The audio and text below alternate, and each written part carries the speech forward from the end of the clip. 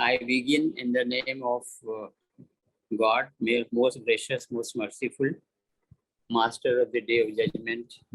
All praise belongs to him, and all of us have to return to him. On behalf of Zakat Foundation of India, we are extremely pleased to welcome the candidates of UPSC Civil Services and the learned audience, different parts of India and abroad, to benefit from the pearls of knowledge to be imparted today by Ambassador Talmiz Ahmad Saab. We are also happy to welcome in our midst Lieutenant General Zamiruddin Shah Saab, Janab Abdul Qadir Bhai Saab, Brigadier Ahmed Ali Saab, Dr. Farah Usmani, Dr. Nadra Mahmood, Mrs. Zainab Khan, Madam Faiza Abbasi, Mr. Kifayat Hussain Rizvi, Mr. Mazhar Hussain, Mr. Ubaidullah Sharif, Mr. Akram Jabbar Khan, Mr. Muhammad Zayagam, Mr. Qamar Ahmad, Mr. Mustafa Farooq, Mr. Shadab Ahmad, and Mr. Ahmad Siddiqui, and of course my colleague, Mr. Irfan Beg, Secretary General ZFI. Mr. Talmiz Ahmad, ladies and gentlemen, has been ambassador to Saudi Arabia, Oman, and the UAE. He also served our missions in New York, London, and Pretoria. He has worked as Director General of Indian Council for World Affairs, and he is currently the Ram Sathe Chair Professor for International Studies in the Pune Institute. He has authored books, including Reform in the Arab World, Children of Abraham at War, Clash of Messianic Militarisms. We are grateful to the ambassador to have acceded to our request to speak today on 4 important topics, namely the Ukraine war, Quad, Sino-Indian standoff, and importance of Afghanistan for India. Ladies and gentlemen, kindly make use of question and answer box, and the ambassador will respond at the end. So, girls and boys and ladies and gentlemen, let's jointly extend a very warm welcome to Mr. Talmiz Ahmad. Go ahead, sir. Thank you very much, Zafar. Ladies and gentlemen, I will be very briefly presenting before you some aspects of 4 major issues that are ongoing matters in our region, and all of which impinge on India's interests. In my presentation is very brief and focused, and I would encourage you to ask me questions for any elaboration that you wish. I have also requested Lieutenant General Zamiruddin Shah to supplement my remarks insofar as the standoff at Ladakh and any other matter, also matters pertaining to Afghanistan are involved. I would request him to supplement my remarks and to before we go in for Q&A. After that, we have both finished, hopefully in the next 45-50 minutes, we will have ample time for us to address any concerns that you might have with regard to the issues we have presented. It's also possible that some of you may have concerns relating to India's foreign policy beyond the 4 issues. I have no problem in addressing them.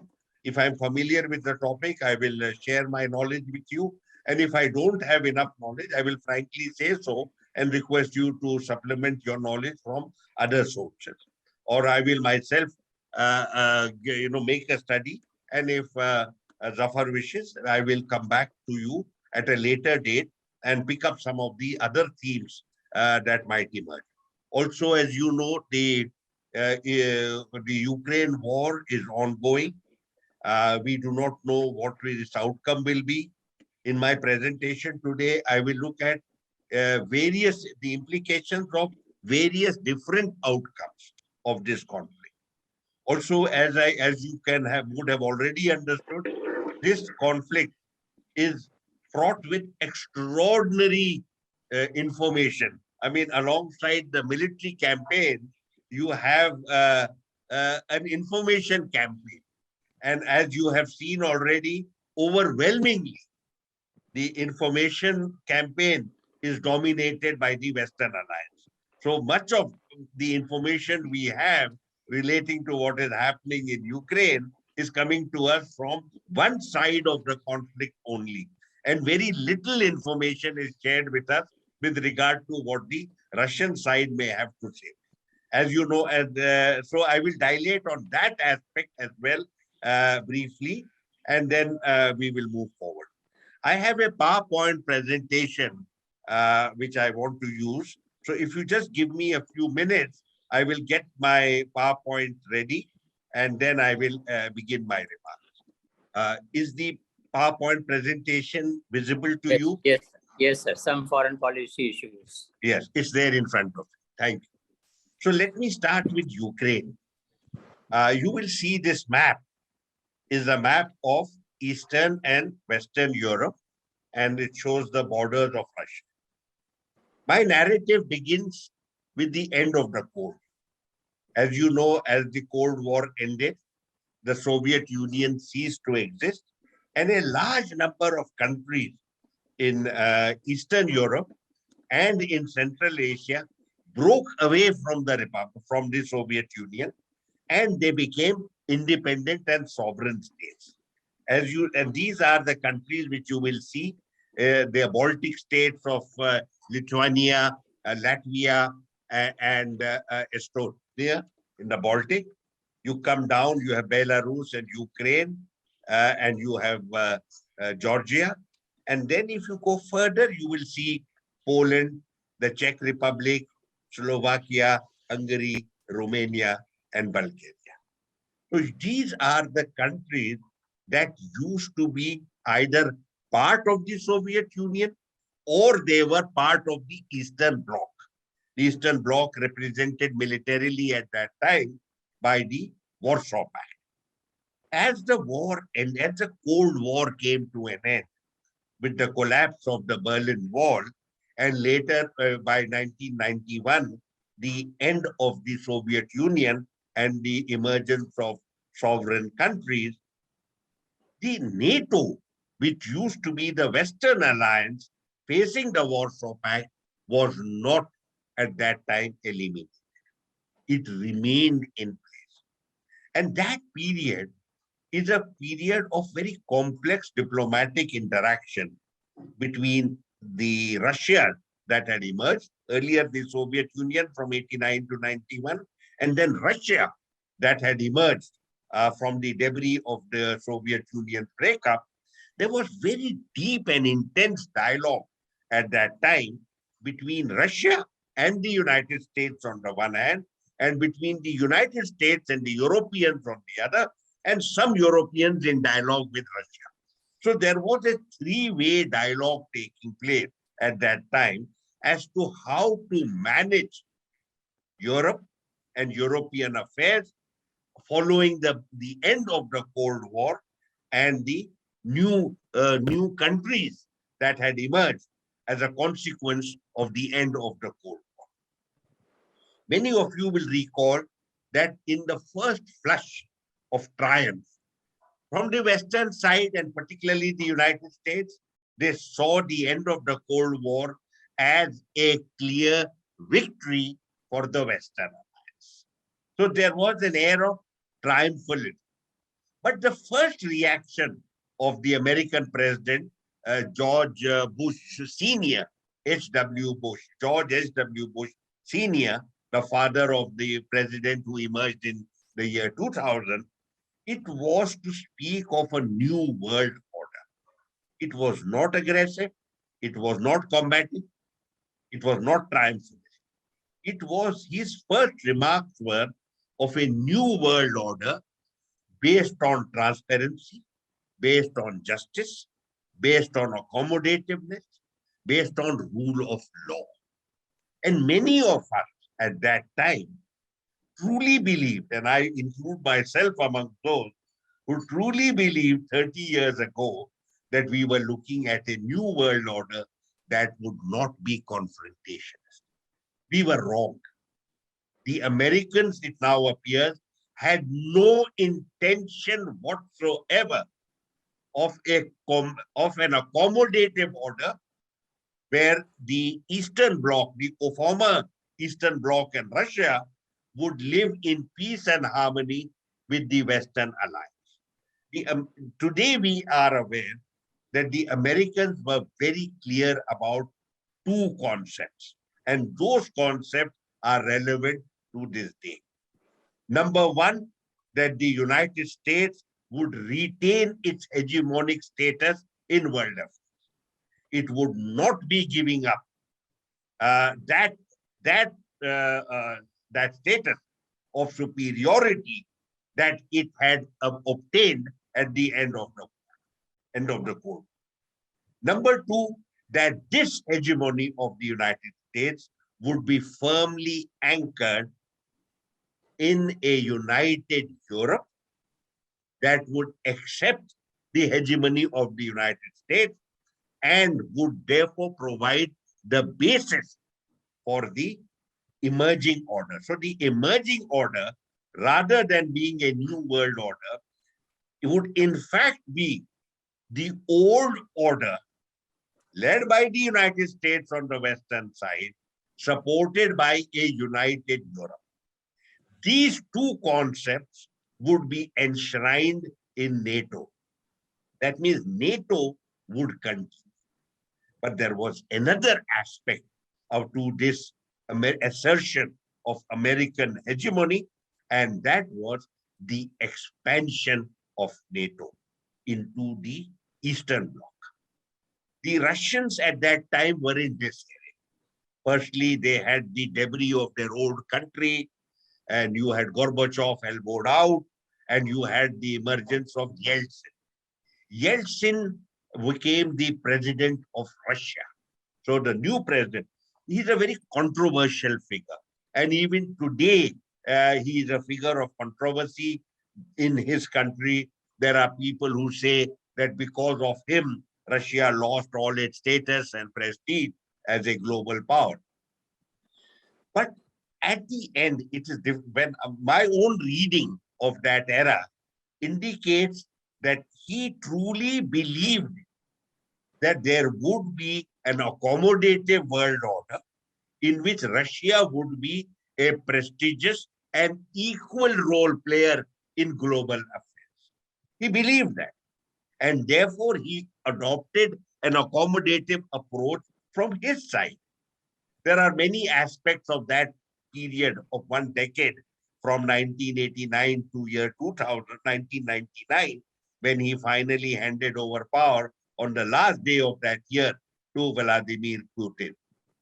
He was, I think towards the end, he finally understood the Western game plan.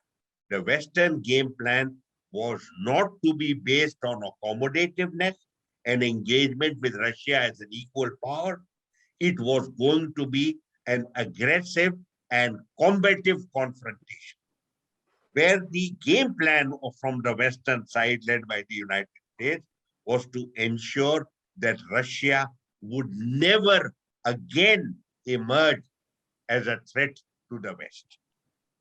This is very clear today. We read the literature of that period. But even if you don't read the literature, look at the steady expansion of NATO. Please recall what are the implications of membership of NATO. Number one is that the Western alliance places its weaponry in the member states. Therefore, nuclear-powered missiles, nuclear-equipped missiles are placed in the territory which is a member. And where are these missiles directed? At various targets in Russia. So various Russian targets, military and economic targets and political targets, then receive these missiles are targeted at them.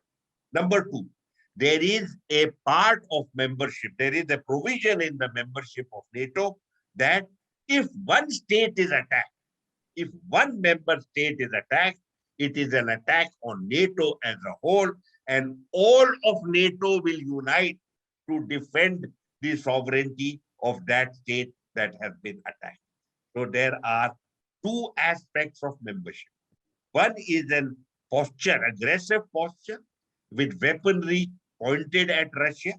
And number two, the latent threat that if any member is attacked, you will find all of NATO will gather together and confront the enemy emerging from the east.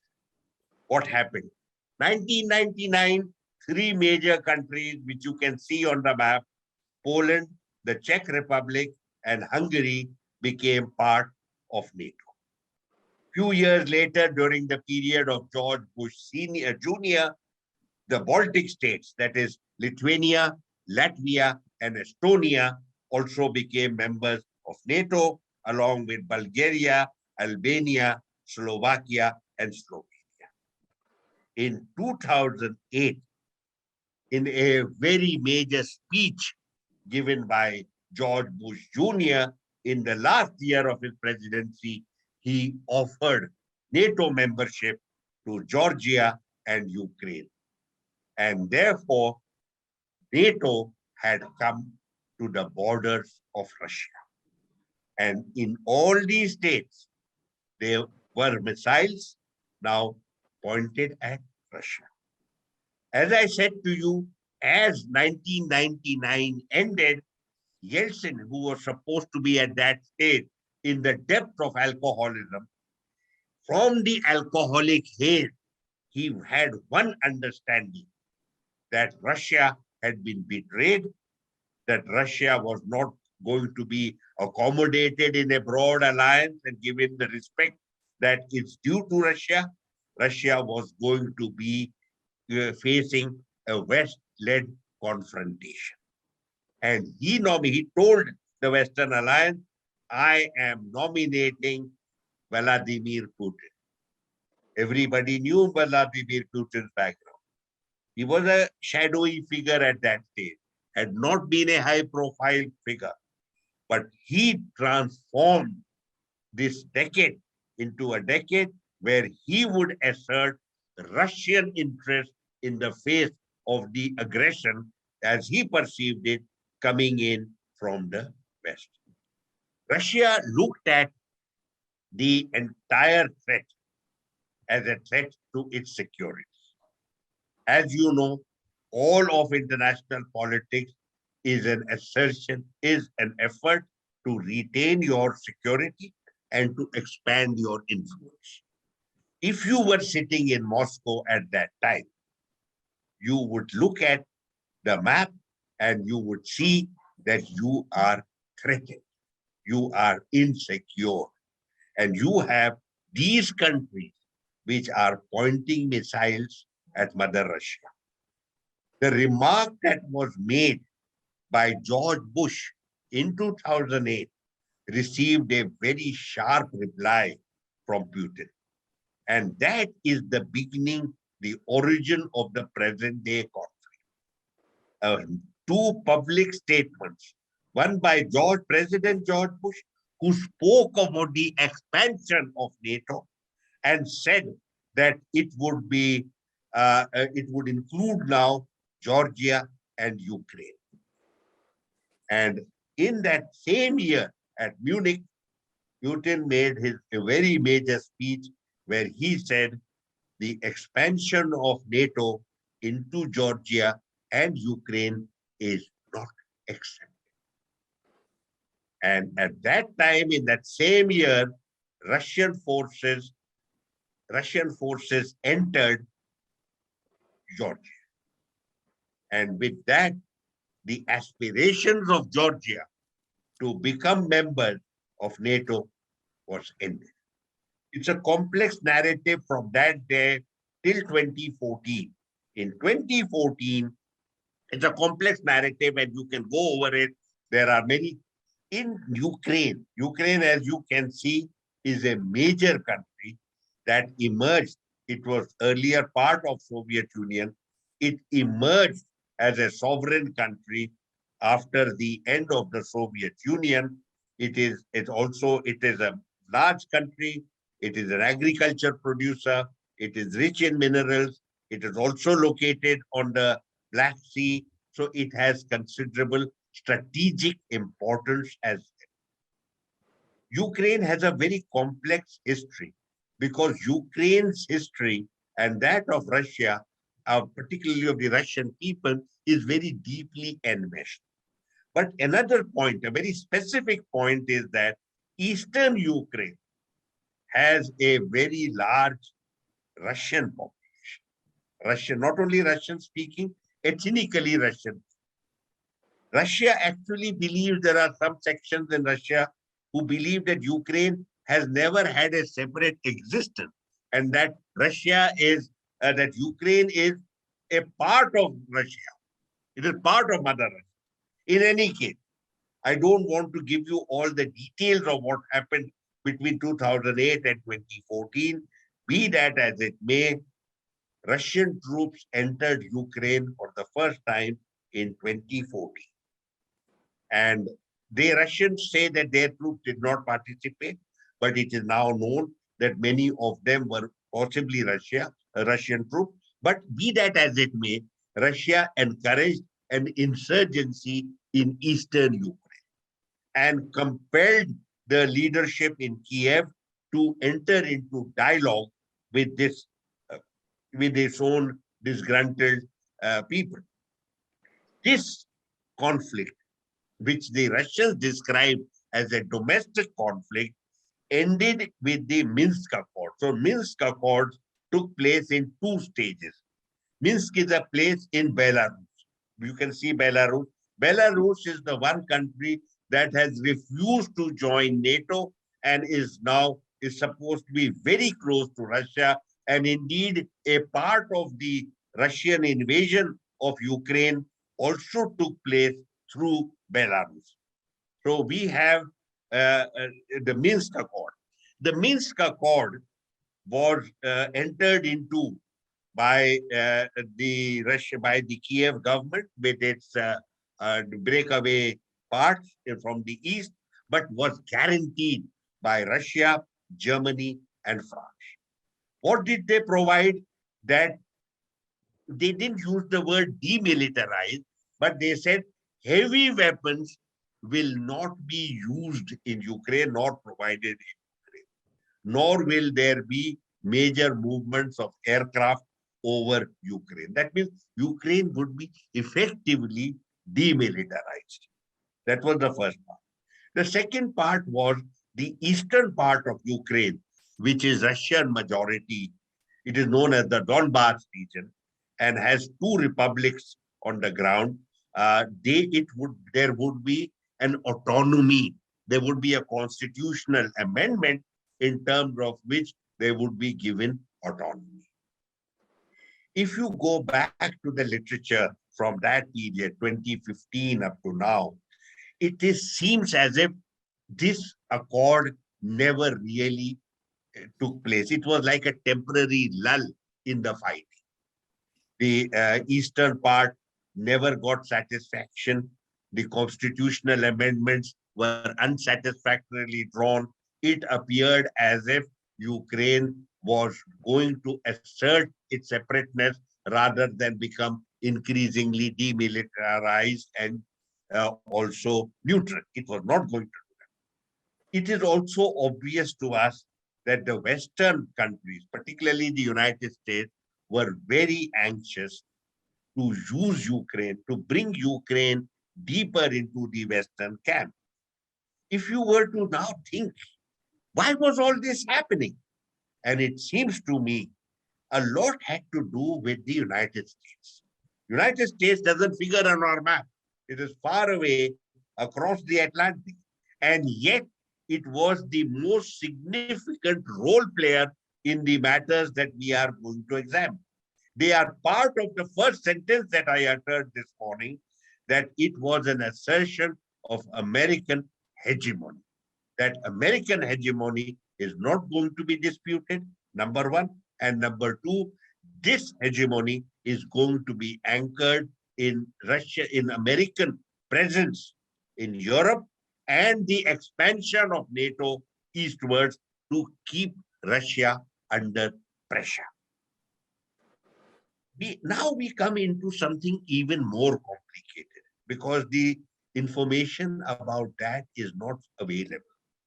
It is too early in the day. Many things will emerge later on, like many things that are what happened during the 1990s. The information has come only now because certain documentation has been released and there are new books that have come out. Therefore, it will take time. But there is something which is very curious about what has been happening insofar as Ukraine is concerned.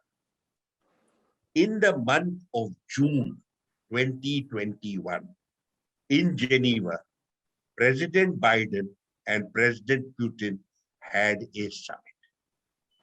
And the outcome of that summit is extraordinarily positive. They agreed that they would be sensitive to each other's security concerns and interests. And some of Biden's remarks actually echo the concerns that Putin had with regard to the eastern expansion of NATO. And they talked about arms control, demilitarization, frequent meetings at different levels. From June up to the end of November, numerous Americans visited Moscow and they had very detailed dialogue with each other. One of the persons who visited Moscow in November is the head of CIA, William Burns, who's the former American ambassador to Russia. And in a very rare gesture, William Burns had a meeting with Putin.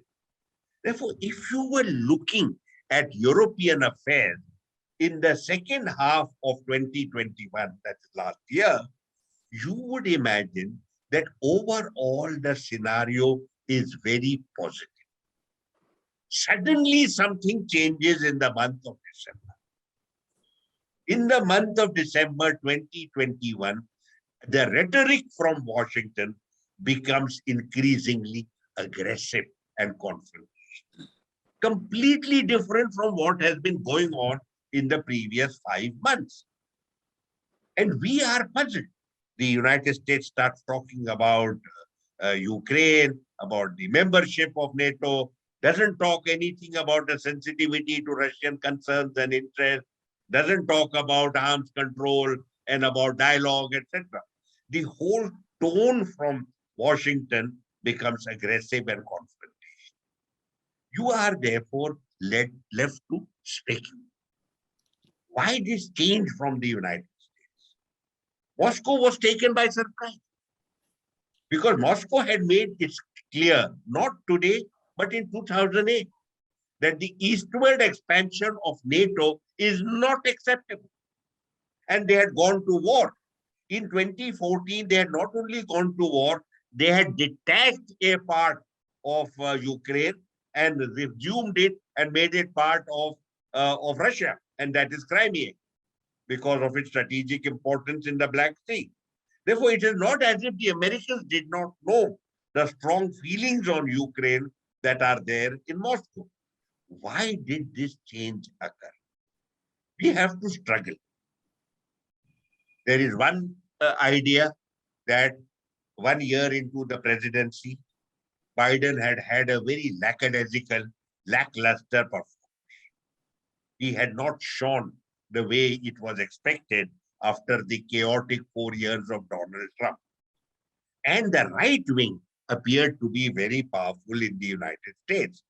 The country was very deeply polarized, and there was no accommodation for the president's policies. He had 50 senators in a 100-member House in the Senate. One Democrat voting on the other side, the presidential agenda would collapse, and it started happening. One of the things that shattered the presidency was the chaotic withdrawal from Afghanistan. America looked pathetic. Many of you will recall that strange period in July, August. He had started the dialogue with Russia in June. July, August, you have the disaster of Afghanistan. You have a public opinion at home which is totally disenchanted from the president. And his approval ratings start going down rapidly.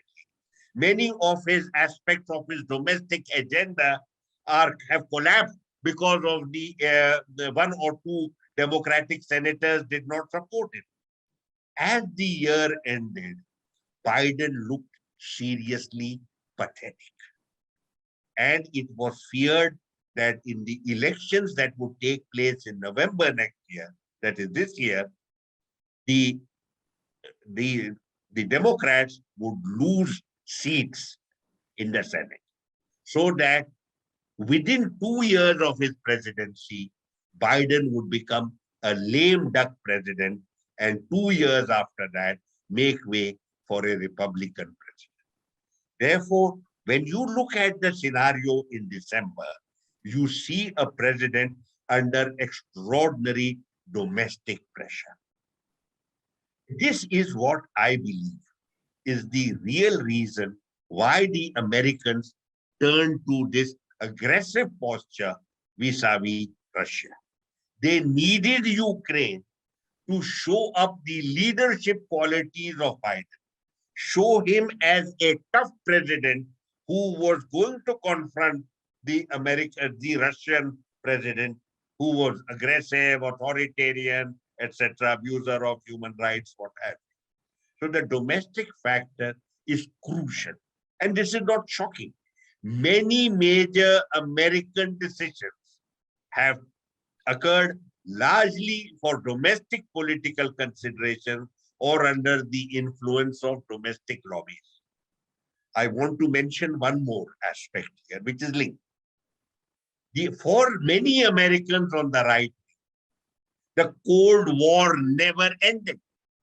Russia remained the enemy for them.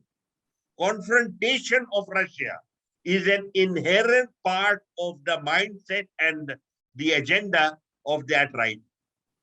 So Biden thought possibly, and this is my speculation, Biden thought possibly that if I take an aggressive posture on Russia, at least some people on the right will start supporting the Democrats and give me that little swing, which will give me a few more seats and safeguard my situation in the Senate. Possible. But this is my personal view.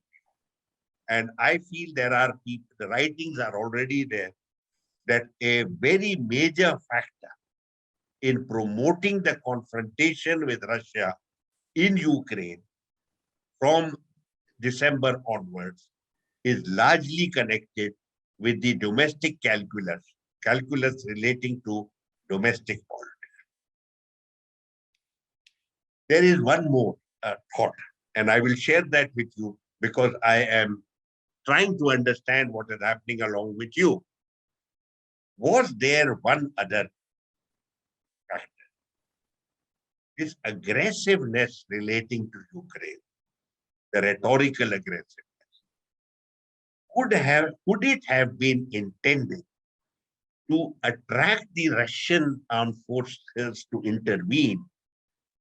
It means it was a bait. If you go back to Afghanistan, the Americans had started arming the Mujahideen, who became the Mujahideen, from 1978. Full year plus before Soviet troops came in. And today we know that this was done as a bait to indicate to Moscow that your communist government in Kabul is under threat. And it was being robustly armed by the Americans with the help of the Pakistanis, a full year and all, nearly 2 years before the actual Soviet invasion. And later on, Brzezinski said that we did all this to encourage the Soviet Union to enter Afghanistan. And there is an argument that the 8 years the Soviet troops spent in Afghanistan, 9 years, sounded the death knell of the Soviet Union. The destruction wreaked upon the Soviet Union due to this prolonged war and the death of its people in large numbers, 15,000, finally, it was already a country under pressure. It broke under that pressure. I am thinking of that when I talk to you today. That was there a deliberate and self-conscious inducement, a provocation to get the Russians to do precisely what they have done. Now, I have given you three factors. Number one, the domestic factor relating to Biden. Biden then wanting to reach out to the right wing and emerge as a war president leading the Western alliance. There is one, and also the possibility of the beat. I would like to add one more consideration, and that goes back to the first thing that happened after the end of the Cold War, the consolidation of Europe under American domination and influence. What has been noticed over the last 20 years? That countries in Europe, Germany, France, Italy, are becoming increasingly independent. And there is talk of the European Union building up an independent strategic posture in world affairs, a strategic posture that is independent of the United States, so that European Union becomes a role player in world affairs rather than an adjunct of the Americans. This is discussed. And this was a concern because if European Union becomes an independent role player in world affairs, what is left of American hegemony? America then withdraws into Fortress America beyond the Atlantic and ceases to be the global power that it is because of its leadership of NATO and its control over the Europeans. So one implication of this confrontation is for the Americans to assert their hegemony and to ensure that the European Union and Western Europe in general remains a united entity and a united entity that is subordinate to the American interest. The kind of independence of spirit that was emerging in certain European countries has been ended. These are the considerations that I thought I would share with you. What has happened since then? Step by step. Within 2 months of the American aggressive rhetoric emerging from Washington, 21st February, Russia recognized the independence of the two republics in Donbass. And on 24th, there is a multi-pronged attack into Ukraine. After 40 days or so, the Russians who were at that time besieging Kiev said that they will withdraw from Kiev and focus their troops on the eastern side, the Russian majority side. There is a lot of speculation about what the Russian game plan was. What was their military strategy? Has it been successful? What are they planning now? I am not able to give you a categorical answer because of the information war. I have used the word misinformation war.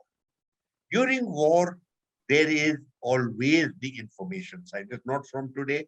It is from the time of Thucydides. Thucydides apparently has written that war, truth is the first casualty of war. And that is true. Each side attempts to use information to enhance its own status and prestige, project its own agenda, and to run down the other side. If you were to look back, in the last 45 days that we have experienced this war, what do you see? Almost daily, if you see the channels that we have, as you know, the Russian channel, which used to be there earlier, has ended. So we don't have access to it, and we are simply told it has ceased to operate due to technical issues. So whoever are the people who control the channels and the feeding of various channels into our package, they have ensured that the Russian part is excluded. All the others before us, CNN, BBC, Al Jazeera, France, all of them are singing the same song, coordinated with each other, very, very aggressive with regard to Russia. Whatever we know today about the war, I don't think you would really need to struggle to find an alternative opinion or view. There is a very solid. What have you heard so far? Number one, massive human rights abuses, massive destruction of innocent. And these tragedies are brought to your screen in the shape of widows, young mothers, people whose dead bodies are lying, human rights abuses, civilians being destroyed. That means the war is not just the big picture, it is a personal tragedy that is brought to your screen. And if yesterday UNGA, within 1 day or 2 days of the exposure of the killing of civilians in Duqqa, you find that it is already a UNGA resolution has passed and Russia is removed from the Human Rights Council without any independent investigation, it will tell you that this is part of the campaign. Russians said it never happened. Suddenly a German says, no, we have got intercept. We have got intercepted. We have intercepted communication. Nobody has heard that. You are there. This is information war. Information war that is solidly controlled. What is my sense? My sense is perhaps some sections, some parts of this were pre-planned, step by step, because it is incremental. It is showing the Russians are, firstly, the army is bogged down. They did not achieve any of their game plan. There are people who are mutiny. The human rights abuses on the one hand, mutiny on the other. 7 or 8 generals have been killed. Friendly fire is going on. And a lot of negative stories relating to the Russian war effort. I am not able to tell you one way or the other because I don't have any information which I can correct some of what is going on. I am skeptical about a lot of information that is churned out as present. But yes, it is alleged that the Russians had wanted a swift victory.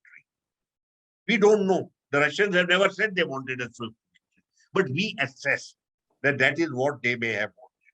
If you remember when the Americans went to vacate Kuwait from Iraq, within a few days, they got the victory and they were able, even in 2003, they were able to end the war with massive bombardment, carpet bombing of it. What is never told to us, look at the contrast of the coverage in the same media that I'm talking about of the war in Iraq in 2003 and the war in Ukraine in 2022. The war in Iraq, you never saw widows, you never saw the carnage, you never saw babies dead, you never saw dead bodies in the streets. In the first day of bombing by the Americans in Iraq, for reasons that are still not clear, because Iraq was not involved with 9/11. Nobody knows why there was no UN resolution. The Americans, in the first day of bombing in Iraq, 100,000 Iraqis were dead. It was 4 days of bombing, carpet bombing. And you know, some of the air raid shelters they experimented with major bombs and they dropped it on an air raid shelter. 400 people died immediately. You never saw women talking to you with tears in their eyes. You never saw women with little babies in their hand saying that I gave birth in this squalid condition. You never saw atrocity. But what you know about American atrocities is clear to you from one particular point.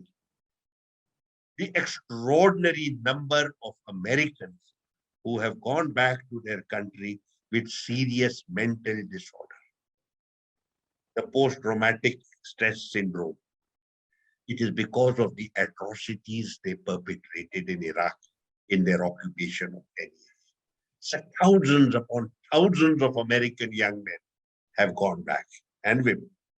The other thing which has now come out is the rampant mistreatment of American women soldiers by the men soldiers. Large scale rape of their soldiers.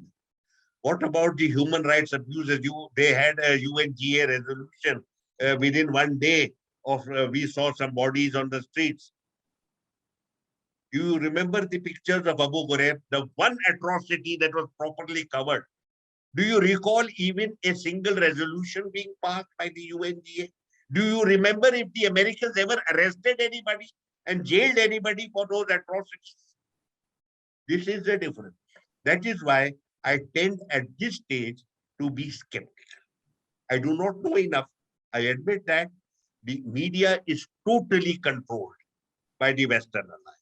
And as you know, all the institutions of information available to us are entirely controlled by the West. Also, and I want to add this one more point, in India itself, the Western Alliance is focused very robustly on India and is very anxious to influence Indian opinion. Therefore, what we know about the war, even when you watch Indian channels, there is not a single Indian journalist who's actually covering the war in Ukraine. All of them are using material, footage provided to them by Western sources. Okay. Having said this, ask ourselves, why did the Russians go to war? We don't know enough. There are some who would say Putin was impulsive. Because why did he do that? He's got into going to war, and General will confirm this. The easy thing is to start the war. But the war never has a proper outcome that you anticipated. And you rarely are able to end a war on the basis in terms that you would have expected or wanted. There are so many wars initiated over the last 100 and odd years, which were gone into by generals. You know that the First World War, the generals in the Western Alliance thought that it would take 3 months to 6 months. They never thought it would be a cataclysmic experience. What about all these wars which the Americans initiated in Iraq and Afghanistan and Libya? Did anyone believe that 10 years later we would be still having uneasy destruction? We would have no truce at all, and that none of your game plan would have been achieved. It is very rare to find, and I find occasionally references to a short, sharp conflict. I argue, yes, there has been a short, sharp conflict, that is 1967 war. But otherwise, a short, sharp conflict is more rhetoric than reality. You may want it to be short and sharp. People are suggesting that Putin may have wanted a short, sharp conflict, go in. If that is what he wanted, that was the tactics adopted were not there. Americans had a short, sharp conflict when they took Baghdad within a few weeks of the war, only because they did carpet bombing. The Russians did not do carpet bombing. There are areas that have been bombed, but they have not done carpet bombing. Carpet bombing is that the entire country, thousands upon thousands of munitions are then put down into various places. That kind of bombing hasn't occurred. Now, Putin is not known to be impulsive. The one point we know about Putin is that he is not impulsive. He is a deep thinker. It is said that he is a strategic thinker. So that means if that is indeed the case, then almost certainly the war has been thought through. The decision to go to war is well calculated. It is not impulsive. If that is so well calculated, did the Russians anticipate that there would be still an ongoing conflict 45 days later? Are the Russian forces struggling? Was there a miscalculation? It is something which will occur over a period of time, and we can have various views. But leaving aside the military side, look at the political side. Was there genuine concern in Moscow with regard to the eastward expansion?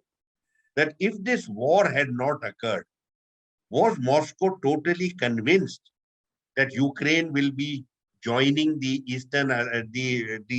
they would join the NATO alliance?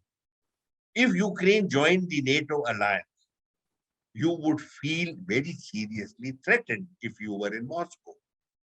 And therefore, it was to preempt that kind of development. If that was indeed the case, has the war ensured it or has it accelerated? It is said that the early part, they wanted to have a quick regime change in Kiev, get rid of Zelensky, and then have someone, a more moderate individual who would be accommodative of Russia's interest without giving up the links with the West. We don't know. As you have seen, Zelensky himself has become part of the information war. There has been no war in the world, to the best of my knowledge, where the president of the country appears on television full time through the day. Is the main reporter from the screen, from the street. And he comes out and he gives you first-hand knowledge. He's appearing on television as a reporter. He's also addressing a group every day. There is no group he has missed. He has spoken to the Security Council as well. That means he is today part of the campaign, the misinformation campaign. He has been made the icon of the Ukrainian resistance, the brave. Here is a president tarnished by the fact that he was a stand-up comedian earlier. Today, the president, they say this is the greatest wartime president. He can do no wrong. He's a messiah that Ukraine needed. Is that actually the case? We don't know. Next point is with regard to settlement. I'll come to that. Just give me a minute. Firstly, let us look at the call. Genuine concern about NATO's eastward expansion. Also, it is said Russia was frustrated that the Minsk Accord was not implemented. France and Germany were guarantors of the Minsk Accord, but rather than enforce it, ensure that heavy equipment is not provided to Ukraine, that Ukraine is not equipped with air power. As you know, Turkey provided a lot of lethal drones to Ukraine. The conviction in Moscow was that the Minsk Accord is not being seriously pursued or implemented. And that during the period, the last 5 years, instead of Ukraine reinventing itself and becoming more accommodative of Russia, it appeared to have gone deeper and deeper into the Western camp. And therefore, concerns in Moscow with regard to where this situation was going had become serious. And there is one more point, and I have to share it with you. Putin actually denies that Ukraine has ever been an independent country. He actually wrote an essay. It is available on the internet in July 2021. It is called On the Historical Unity of Russians and Ukraine. The identity of Russia originated in Kiev. That means Ukraine is an integral part of the larger Russian identity, the source, the heartland of this identity. So he says, and I'm quoting where you see the inverted commas, he has said, Russians and Ukrainians are one people. They share spiritual, human, and civilizational ties. He said this thing called Ukraine was actually something that Soviet Union created. It didn't exist before. That was created with the help of the historical Russia and the Soviet Union. And this is a crucial sentence. True Ukrainian sovereignty is possible only in partnership with Russia. That means he's not saying I'm going to obliterate you from the map. What he is saying is that you can be sovereign so long as you are my partner. When this essay came out, there was a lot of criticism of Putin's views. Many people pointed out that these remarks have been made earlier by Russians, The fact that the Russian president has put it all together in a 5,000-word essay indicates that there is an agenda that he has in mind with regard. So it was referred to as a declaration of one step short of declaration of war. And the assessment that came out from certain sections in Ukraine was that he is not talking only about the Russian majority area. He is talking about all of Ukraine. That means Russia seeks to obliterate Ukraine as an independent sovereign entity. Now, what is likely to happen? Here you would have to be cautious because we don't. What does Russia want? Initially, we were told we don't have any authentic source from Russia explaining to us what are Russia's war aims. Initially, we were told that this short, sharp conflict, massive assault upon Kiev would lead to regime change. There would be a surge of support for Russia and there would be regime change and Zelensky would be replaced by a more moderate individual. We don't know if that was indeed the case. Even if that was the case, it has not happened. And indeed, Russian troops have now withdrawn from the encirclement of Kiev and have moved to the east. Is the game plan the partition of the country? After you took Crimea, the two republics in the Donbass area, Donetsk and Luhansk, are you going to detach them from Ukraine? Giving up the earlier idea that you could have a constitutional amendment and you would have autonomy for these two. But like you took away Crimea, are you going to take away this?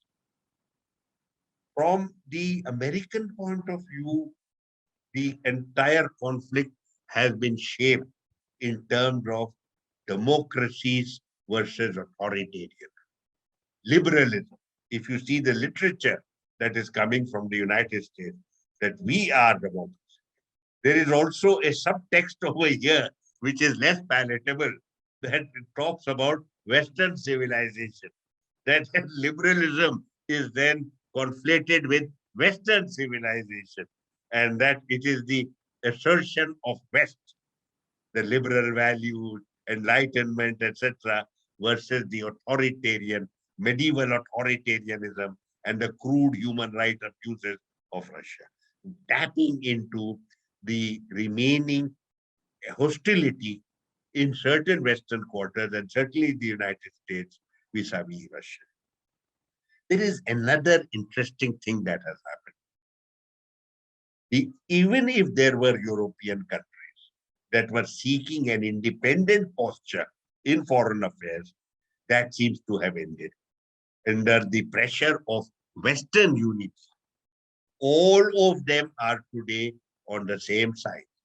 Initially, you will remember France took some initiative and wanted to end the war because the French President Macron is very clear that he doesn't want to be part of this larger alliance that is subordinate to the Americans. He doesn't have that kind of respect. But the fact is that not being able to prevent the war, Macron's independent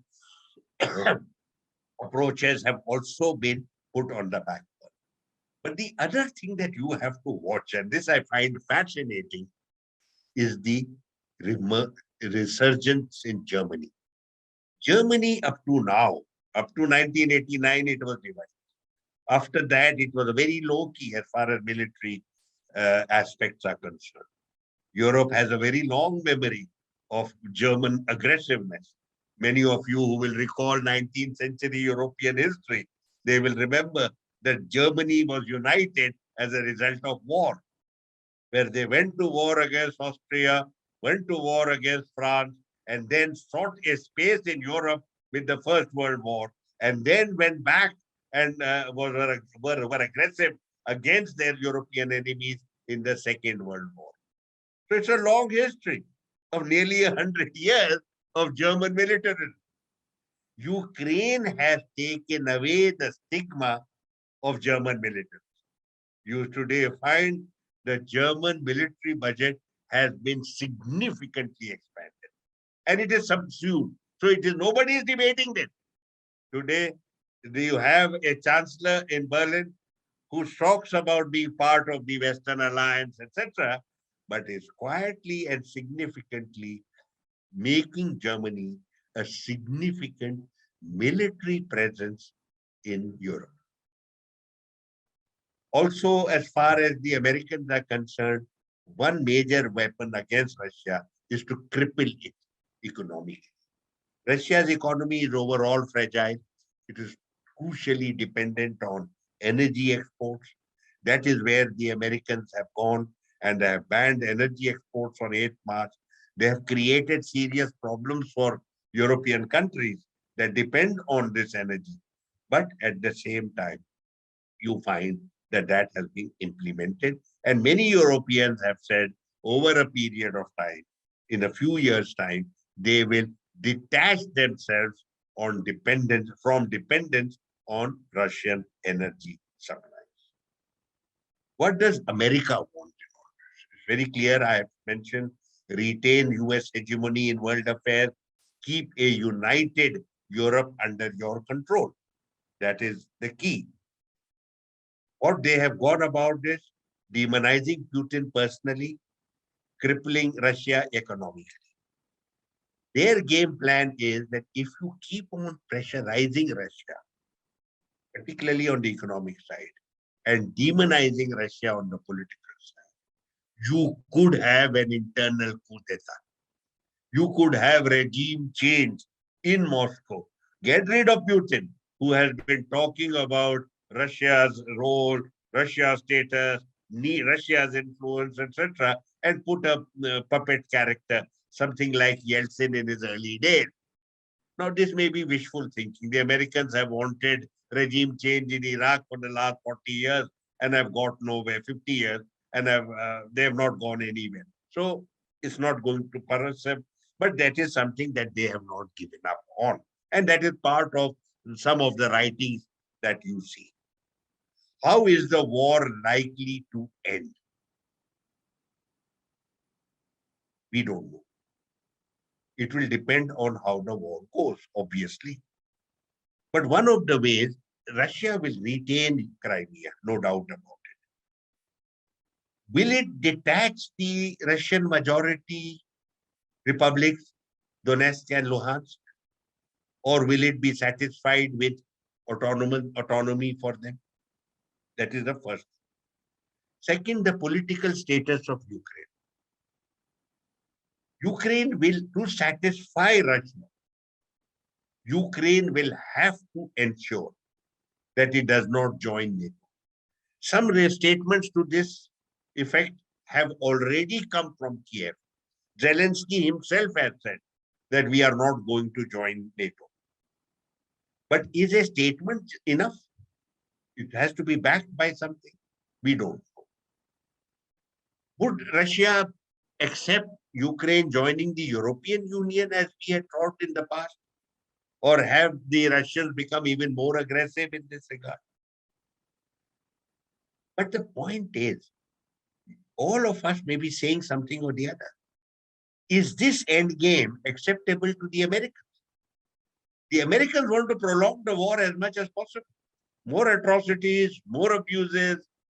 It enables Russia, it cripples Russia, hurts Russia for a longer period, makes people more unhappy and disgruntled, ensures that Russia does not re-emerge as a strategic challenge, is a reduced entity in world affairs. And therefore, the last thing the Americans would want Ukraine to give is a guarantee that it will not join NATO. So the Americans are likely to, that is why you see that some of the meetings that took place earlier indicated that you might go forward, that you might be able to have a deal. The Russians, the Ukrainians have said territorial sovereignty. In return, we will not join NATO. This is something we all thought might work and you could go forward. But this is after that, this is not coming out. Possibly the sense in the West is that the military gambit, the military effort mounted by the Russians is perhaps not working out the way the Russians had planned. And therefore, this is not the time to make concessions to the Russians, bleed them a little. Last point, anytime you have an agreement, you have powers that emerge as guarantors. That yes, we are there to ensure it will be implemented. As I said, in Minsk Accord, you had Russia and Germany and France as guarantors. Who will be the guarantor this time remains to be seen. Turkey is mentioned as a guarantor. Israel is mentioned as a guarantor, etc. We don't know. We are very far away from a settlement. But this war, and that is why I have spent so much time with you on this war has very significant implications for the future of world order. The world order that we have had for a long time has been an order that has been largely dominated by the West, led by the United States. But we had seen over the last decade that China has emerged as a challenge to this order on the one hand, and that China and Russia have been coordinating their policies and expanding their influence largely in the continent of Eurasia. And perhaps certain European countries were going towards that. The war, therefore, is the attempt by the United States to ensure that this emerging challenge from the duopoly of Russia and China is reduced, and that if Russia is debilitated, America will find it far easier to work with China. This is possibly the way in which the Americans would see this. Does this mean that Ukraine will be neutral? We don't know, because the first sentence I have put before you is extent of Russian success or failure or stalemate. The military aspect will give us the kind of result that I have put down on paper. If it is a great military success, which at this stage seems unlikely, but we are not sure because of the fog of misinformation, Russia could be a success if it would succeed in its agenda of ensuring Ukraine's neutrality.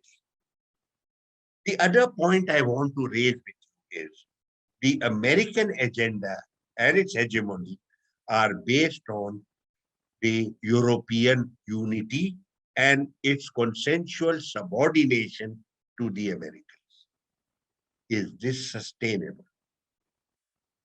Do you think that over a longer period of time, France and Germany, Spain, Italy, they are likely to subordinate themselves?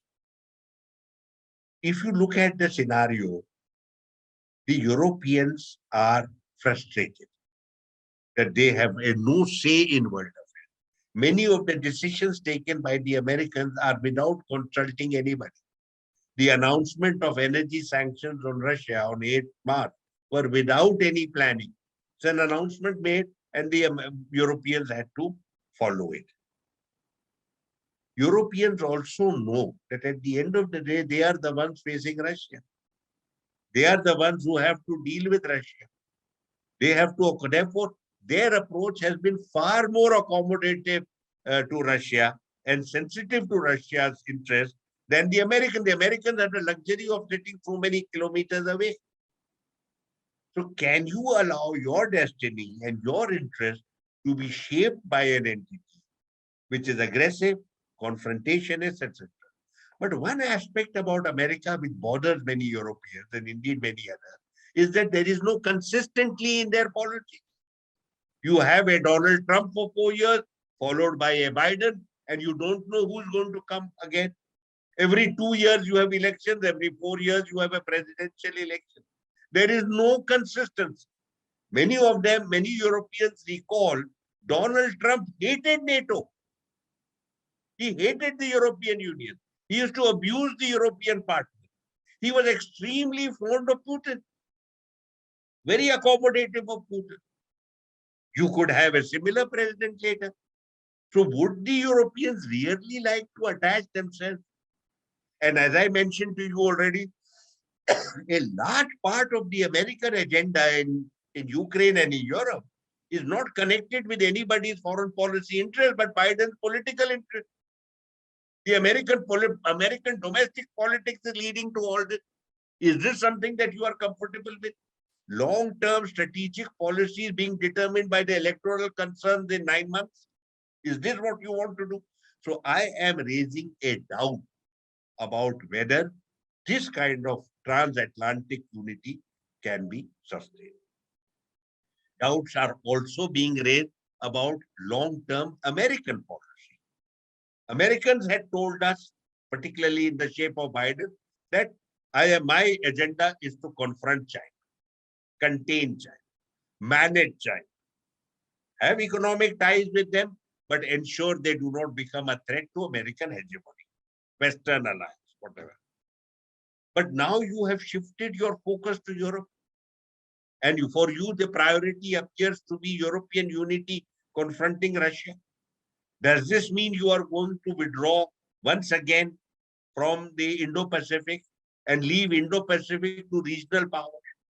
The moment the Americans indicate they are withdrawing, the countries there are going to build fresh relationships with China, which doesn't suit the American agenda anyway, but it could become a consequence of what is happening. You also now have this other issue before you. Are we looking at a new Cold War? If the Russians to a certain extent diminish, but not entirely, because they still have a formidable army and they still have very robust nuclear weapons capability, and they have sustained their relationship with China, that threat is not gone. The threat to world order has not withered away. Are we therefore looking at another Cold War? A Cold War to sustain American hegemony? Earlier, there was an ideological aspect to the divide. There is no ideological aspect today. You are calling it liberalism versus authoritarianism, but there is already a lot of writing that has emerged where it says that the divide between democracy and authoritarianism has been blurred to a great extent. So we don't. Also, we know there is the problem I have already raised, but I will mention it again. Is USA a truly credible security guarantor? The United States appears diminished.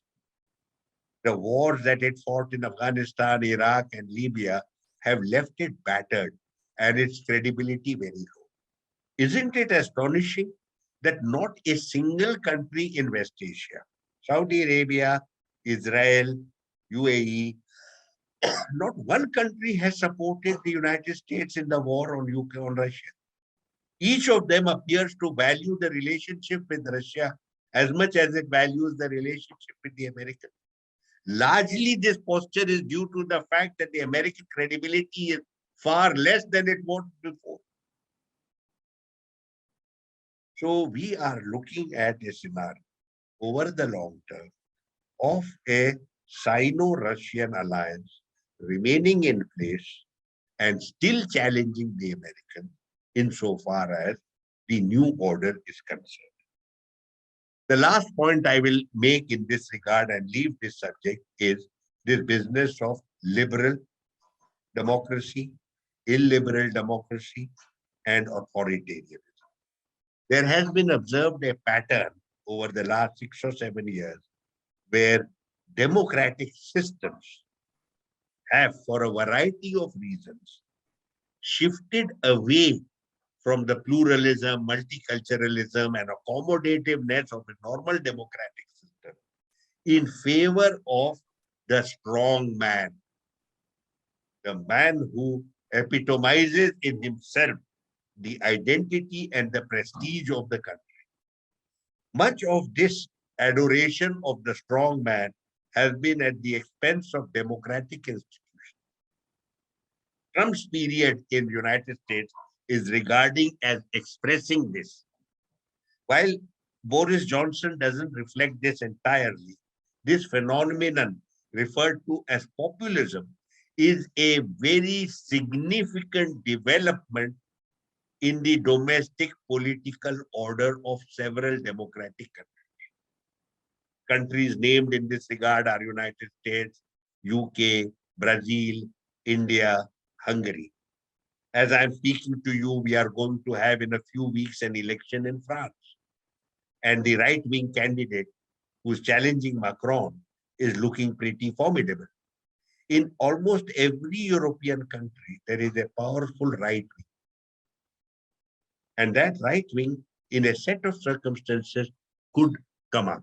That means this divide, which was so clear in our mind between a democratic country and an authoritarian country, that particular divide has blurred quite significantly and today has lost a lot of resonance. Let me very quickly, about India, I have put down all the points. They are well known to you. India has refused to criticize Russia and indeed has not participated in the economic sanctions. Yesterday, India abstained on a resolution to remove Russia from the Human Rights Council. 93 countries, I think, or 98 countries supported the resolution. Only 24 opposed it, but a very large number of countries, 58, abstained, which means global opinion is divided. In the case of the UNGA, the majority vote was sufficient, and Russia has been suspended from the HRC. But India has kept this point, and its representative made the statement that how can you take such robust action when you have done no investigation whatsoever? India is also purchasing a lot of oil. When the Russian foreign minister visited here, Lavrov, he was received by Prime Minister, who did not receive the British Foreign Secretary. Our External Affairs Minister Jaishankar has described our position as steadfast and consistent. A critic of government policy, Mr. Subramaniam Swamy, has called it tragedy. Shashi Tharoor, a former minister in the Congress government, has called it tightrope dancing. The Western powers have publicly stated they are unhappy with the Indian position. They have called it unsatisfactory. The American spokesperson 2 days ago said unsatisfactory but unsurprising. A young deputy national security advisor of Indian origin arrived here a few days ago and rather foolishly in public warned that India would experience or suffer consequences if we did not go along with the Western agenda. In India, elite opinion is divided.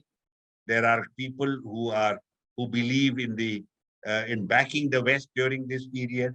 Certain others believe Russia is our steadfast partner, and we are today in that situation. As of now, government of India continues to follow the traditional policy of India, and that is to remain close to Russia, and that is already there. Very quickly, one other challenge that Indian democracy faces, that India faces, is that it is referred to as the Quad. The Quad is the short form of the Quadrilateral Security Dialogue. It brings together 4 countries: Japan, Australia, India, and the United States. It was a dialogue platform in 2007, but after one meeting at mid-level in our system, the Joint Secretary level, it did not meet again for 10 years. In 2017, it was revived. And we have had meetings, and in 2019, abruptly, and I'm told due to Indian influence, it was elevated from Joint Secretary to Minister level. So we have dialogue now taking place at Minister level. And during the Biden period, it was elevated to summit level. And in 2021, we have had summit level meetings. The problem of the Quad, it's a long problem, but I won't take too much time over this, is the concerns that United States had about expanding Chinese influence in the Western Pacific, and specifically the areas which are referred to as the South China Sea and the East China Sea. The South China Sea embraces a lot of islands and of the Southeast Asian nations who are members of ASEAN. And what China has done is to lay claim to the entire space of the South China Sea, encroaching on the claims of the other countries in that area. Also, China has created certain artificial islands. And on the basis of that island, over which it has control, it has claimed certain territory around that island. So, yes, it has been viewed as an aggressive posture. And this has focused attention. And therefore, the Quad, at a time when the Trump administration had become very hostile to China, it at that time came meshed in with thinking in India, Australia, and in Japan. That there were all three countries had certain concerns relating to Chinese assertiveness in the region. India participate, it's a maritime concept dealing with maritime security. And therefore, the Indian Navy joined its partners and conducted exercises in the South China Sea. That means the Indian Navy started accepting the idea of the Indo-Pacific. The Indo-Pacific itself is difficult to define. India believes Indo-Pacific means all of the Pacific Ocean from the western coast of the United States up to the eastern coast of Africa. The United States is much more narrow in this regard, and really speaking ends with the western coast of India. So you have certain problems with the concept, but with regard to Quad, there has been an elevation, the evolution. That initially many people and the writings of the four countries concerned focused on maritime security. It was then projected as a possible alliance or alignment of countries, referred to as four democracies. So Japan, India, Australia, and the United States, four democracies confronting China. One country which could have been a member did not join, that was South Korea. South Korea did not want to participate in any overtly anti-China alliance. In the case of India, we elevated it in 2020 to minister level. From April 2019, in April 2020, we have the military standoff at Ladakh. And as I will clarify a little later, it's possible that the standoff in Ladakh is a consequence of China's concern relating to India's activism in terms of the Quad. But now something very peculiar happened with regard to the Quad.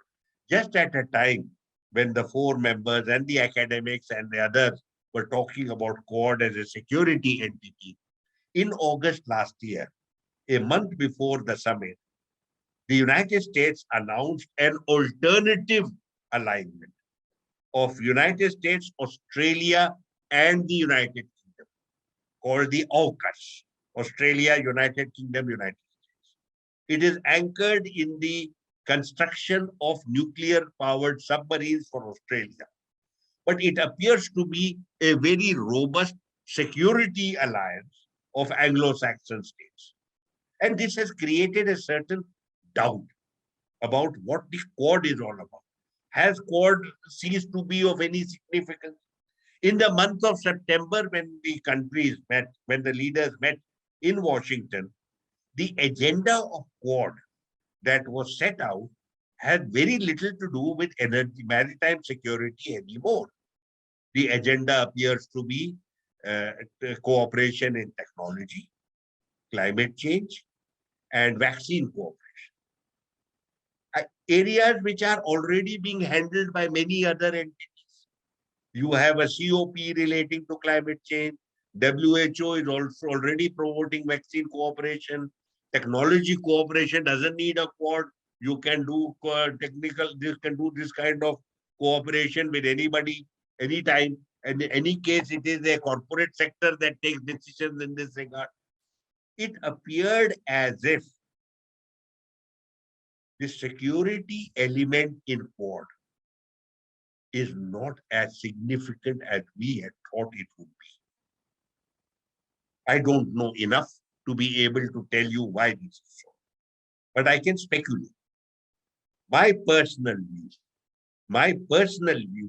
is that there has been a degree of course correction in Delhi. In the context of the standoff with China, possibly the signal that China had obtained with regard to the very robust cooperation expanding with the Americans, which I will dilate on very shortly, the Chinese have initiated a certain confrontation with us. Is this something India had promoted? Or is this something the Americans promoted? We don't know. Because AUKUS a month before, and you have after that seen just a few days ago, that they are talking about very significant military cooperation between AUKUS, the three countries, hypersonic development of hypersonic technology, etc., in which India is not a part. Japan is not a part. Korea is not mentioned. Japan already has a separate security cooperation agreement with the United States of the kind that India doesn't have. So it seems to me, and what I call course correction, I must emphasize to you, this is a personal view. I have not seen literature on this subject.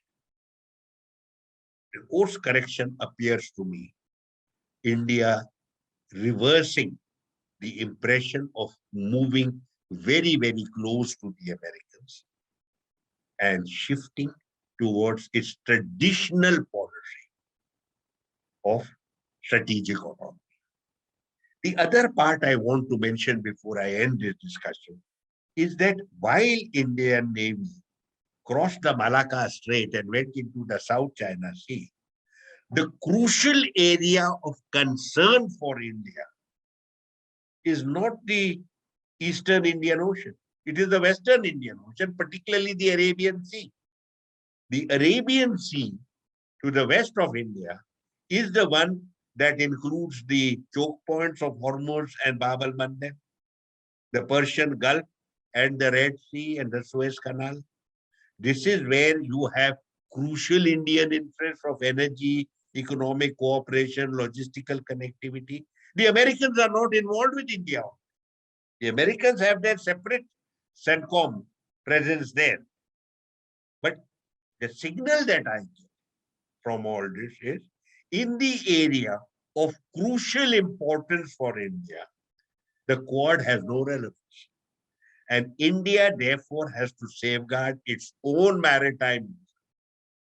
I would suggest, and I have written a paper on this, that we should pursue our interest through expanded maritime cooperation with France and with deeper engagement with Gulf countries. These are ideas. But in any case, for me personally, as termed as an observer, I don't believe Quad any longer has the same significance and efficacy that was projected about a year or two ago. And I personally feel it may be as a result of the standoff we have with China. And this brings me to the Sino-Indian confrontation. The Sino, it's a very long narrative. You have a lot of literature available. My presentation will be very brief and just highlight some of the significant points. The confrontation came to public eye, it came into the public domain from 5th May 2020. And we then learned that the Chinese had already amassed large numbers of troops at Ladakh from April onwards. That means it was already a month earlier. A very shocking episode was in the month of June when there was a physical confrontation. No firearms were used, but physical confrontation And in the course of this physical confrontation, a large number of Indian troops were killed, possibly due to the landslide or the ice collapsing under them. And they included a colonel whom we very rightly have honored. In the month of September, there was some low-key exchange of firing as well, which had not happened between the two sides for 40 years. From that time till now, there is a kind of freeze, a stalemate. And periodically at various levels, brigadier level, general level, major general level, meetings have taken place. Some of these meetings have included diplomats also. There has been an encounter between the defense ministers as well. And as you are aware, Mr. Wang Yi, the Chinese foreign minister, actually visited India a few days ago.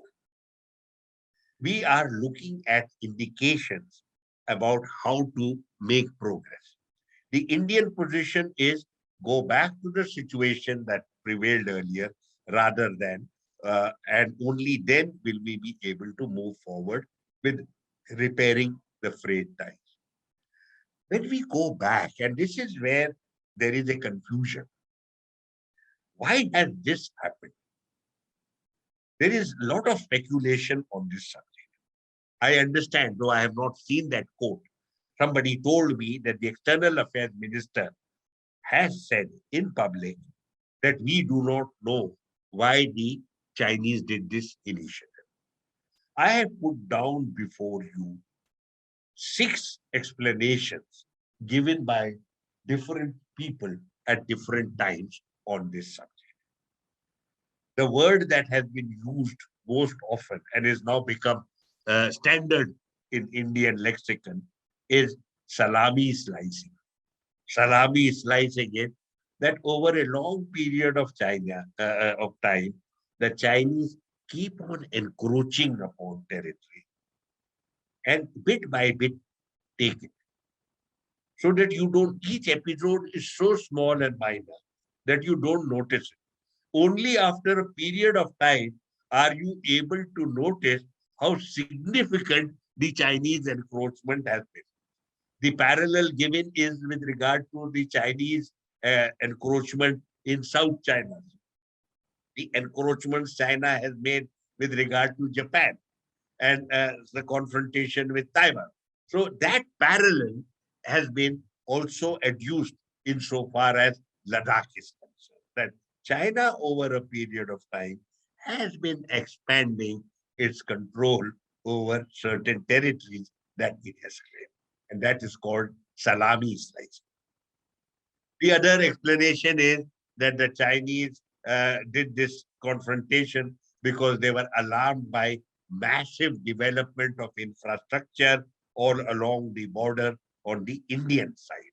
Chinese infrastructure is already very well developed, but it appears that they resented the development we had, and some of the development like the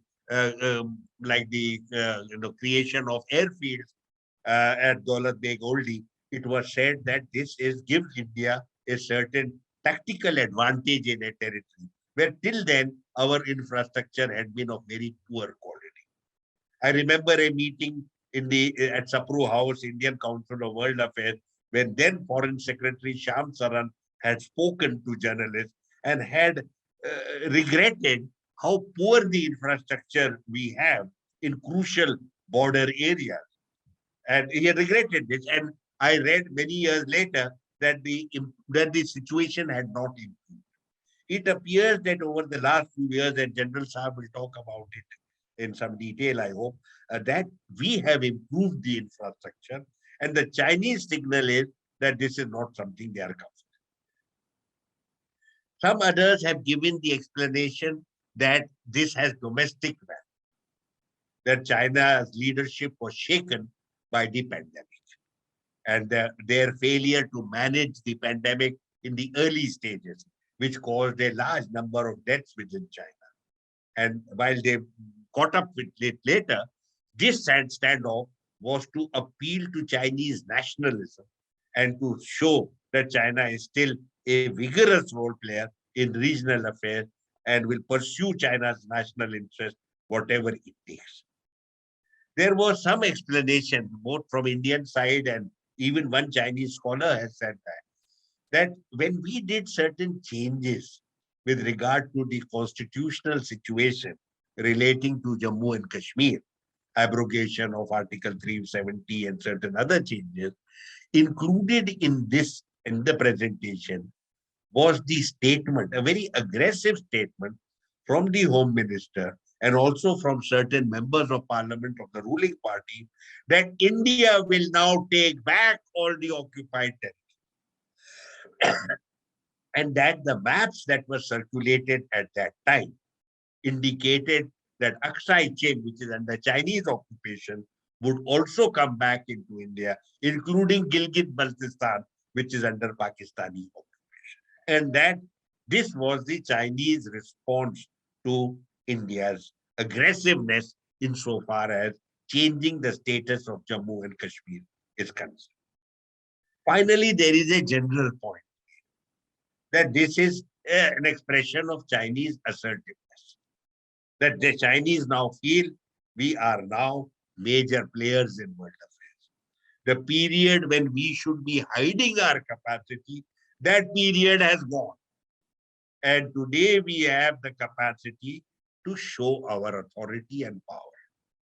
And therefore, just as the Chinese are being assertive in South China Sea and East China Sea and on Taiwan and on Hong Kong, the same way their claims with regard to the Sino-Indian border is also being asserted.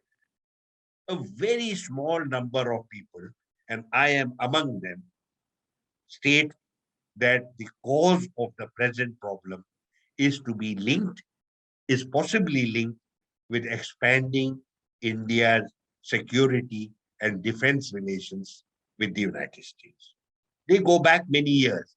They perhaps, the contemporary relationship goes back to 1998, when we tested our nuclear weapon and we began a series of engagements between India and the United States for 14 or 15 rounds between Mr. Jaswant Singh on the one hand and Mr. Stroke Talbot.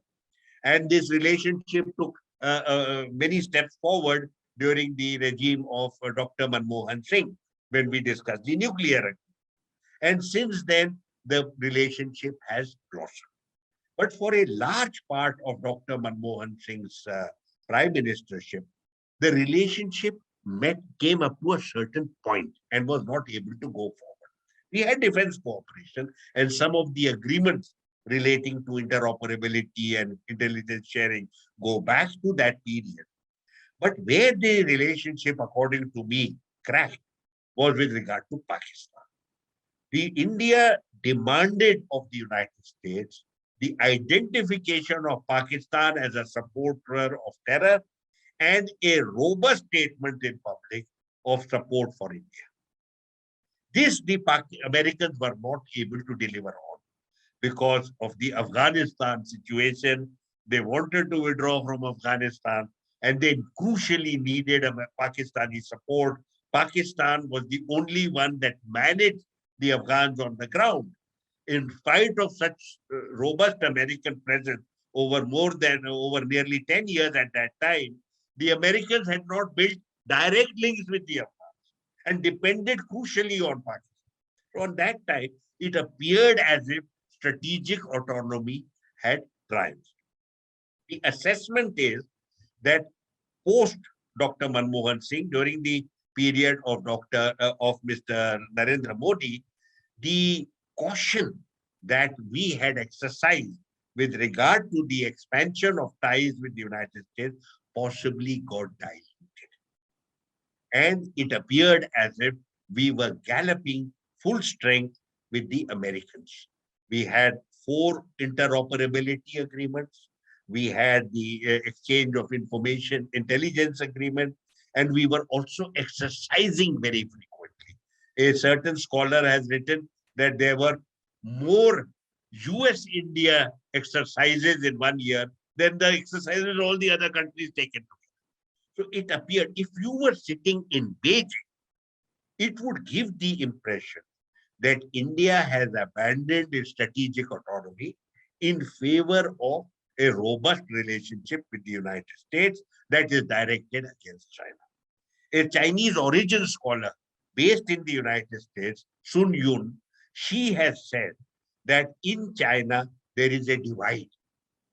The scholars from diplomatic and academic background believe that India is so deeply wedded to strategic autonomy that there is no way India will ever sacrifice that.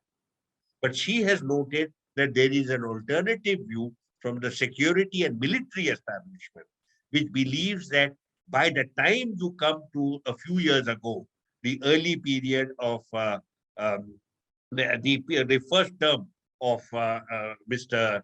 Narendra Modi, that India had diluted its strategic autonomy commitment very significantly.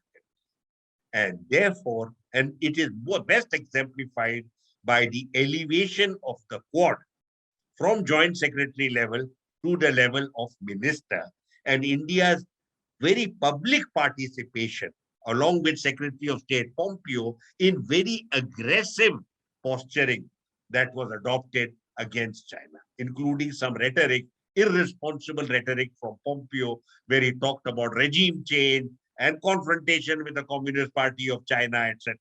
And the Indian minister was seated next to him when these rantings were going on.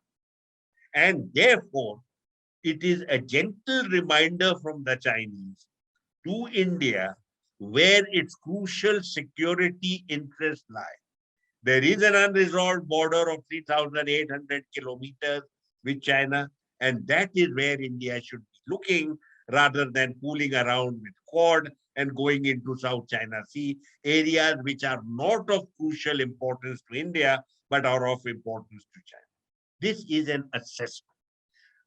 Carrying forward from this, I argue to you that since I have observed over the last year or so, a degree of course correction has also been initiated in India. The re-engagement with Iran, the re-engagement with Russia, the visit of President Putin to India, and the visit of Foreign Minister Wang. The issues are not resolved, but the course correction possibly.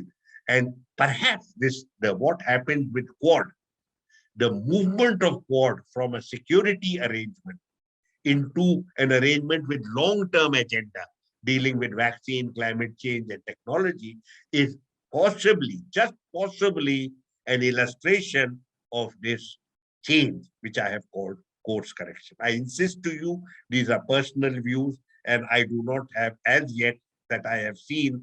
There are a lot of people in conversation with me who agree that the signal that we gave with regard to the relationship with Russia may have been read in a certain way in China. That much is in public domain, and very distinguished people have written about it. The idea or the argument of course correction, I must admit, is my own. So we have, these are the causes of the ongoing problem. What has happened? Yes, we have been affected by the Ukraine war. India and China found themselves, not surprisingly, on the same side. That we had the UN Security Council, we didn't support that. We voted against. On the UNGA, we abstained. Yesterday, India abstained, China voted against. Foreign Minister Wang Yi visited India on 25th March. The reporting in India is very mixed. And you will always know that everything that happens, there is the information side, there is the event, and there is the information. It's happened all the time. And therefore, you as scholars or as policy makers have to be sensitive to this.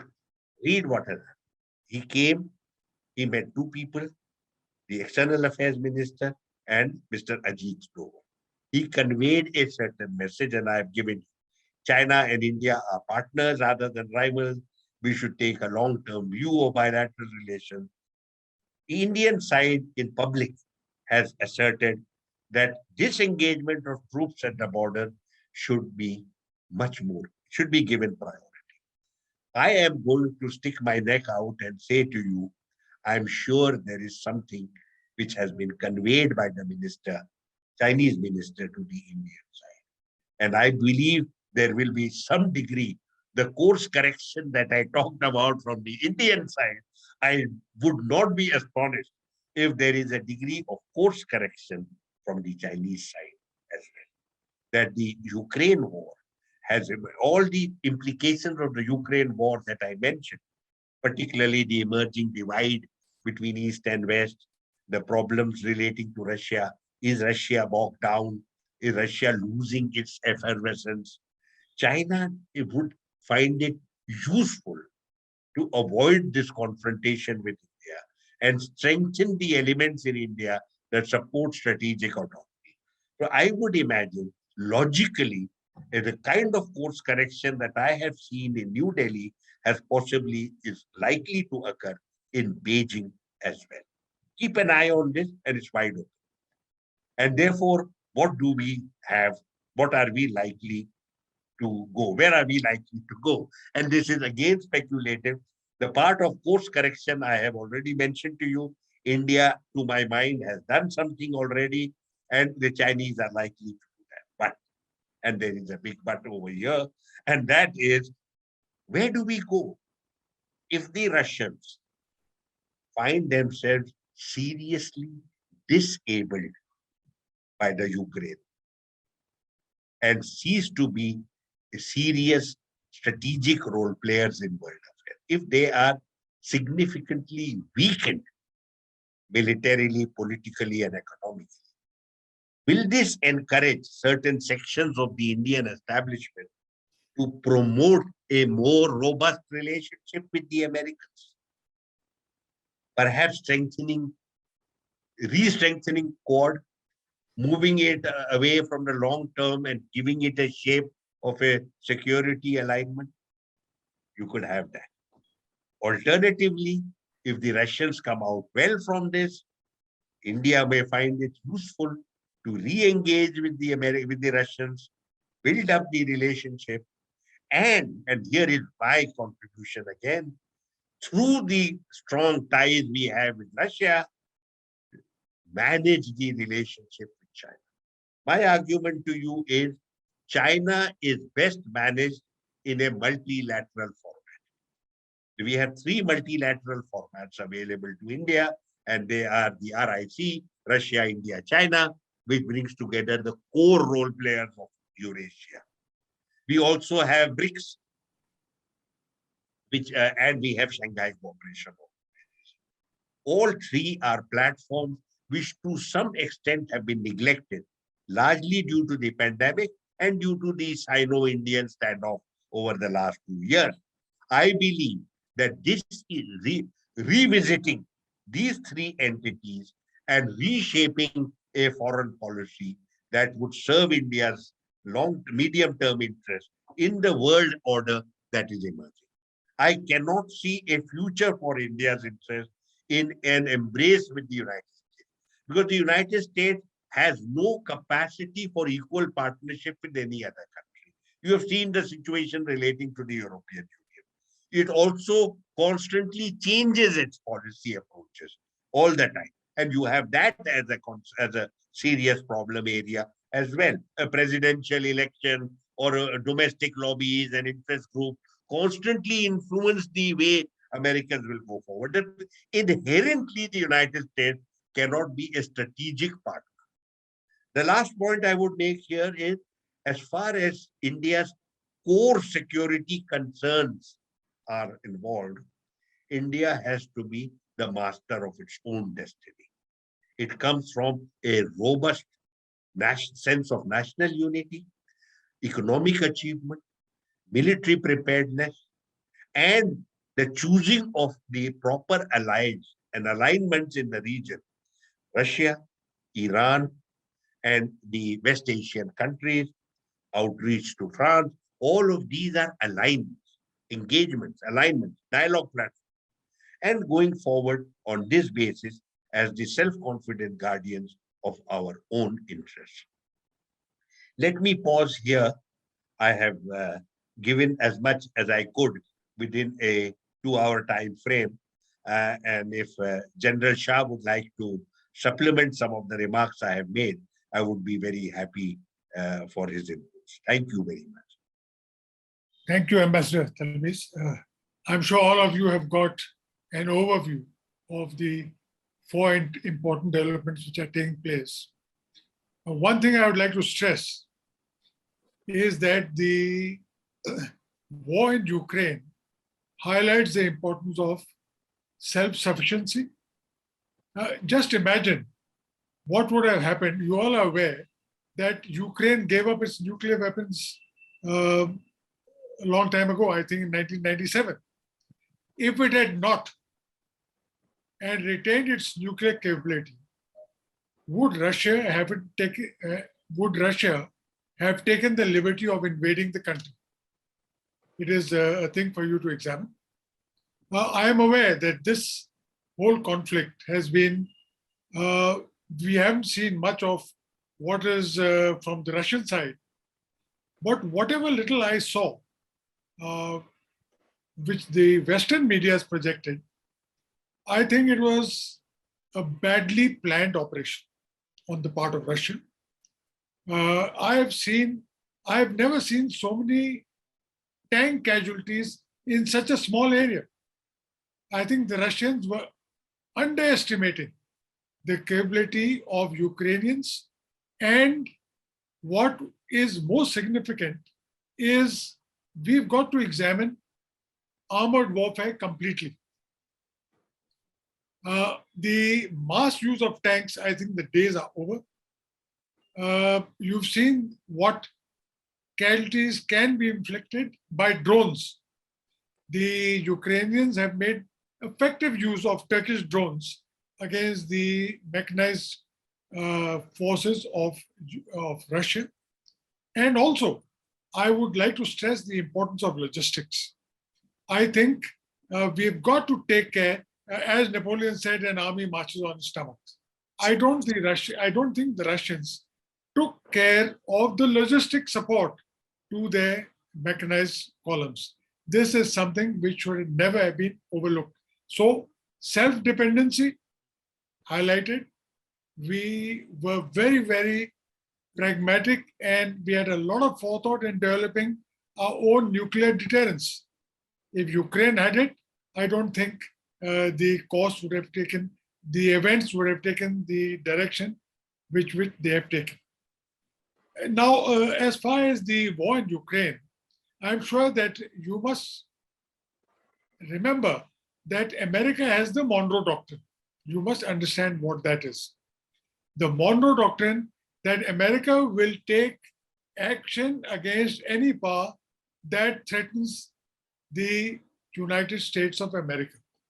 So you know what happened in 1961.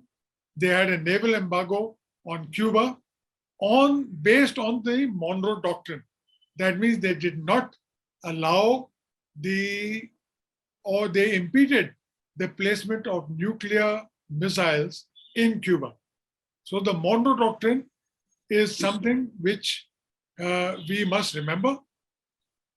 We must remember that, like the American Monroe Doctrine, I'm sure the Russians were quite justified in taking action against any further expansion of NATO.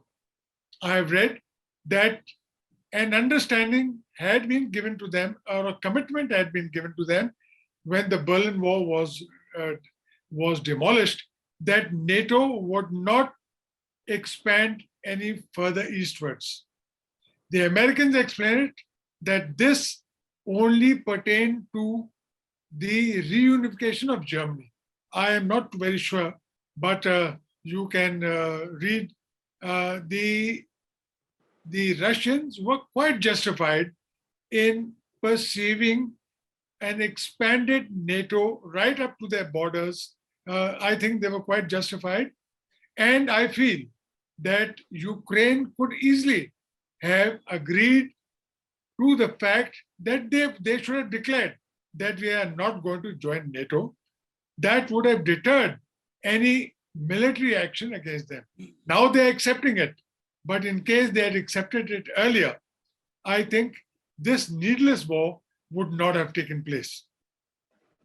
As far as another disturbing aspect of the Ukraine conflict is the involvement of Chechen fighters. Now, two battalions were involved with Russia, and of course, Ukraine also has their share of the opposing Chechens.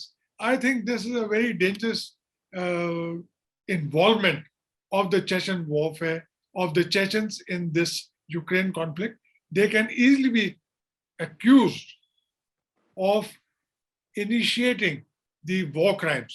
This is something which we've got to look into.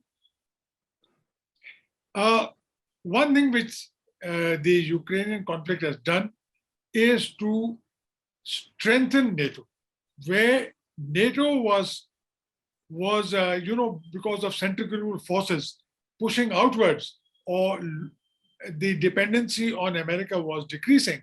But the Ukrainian conflict has strengthened NATO. There's no doubt about it. As I see it, Quad is of no significance to India.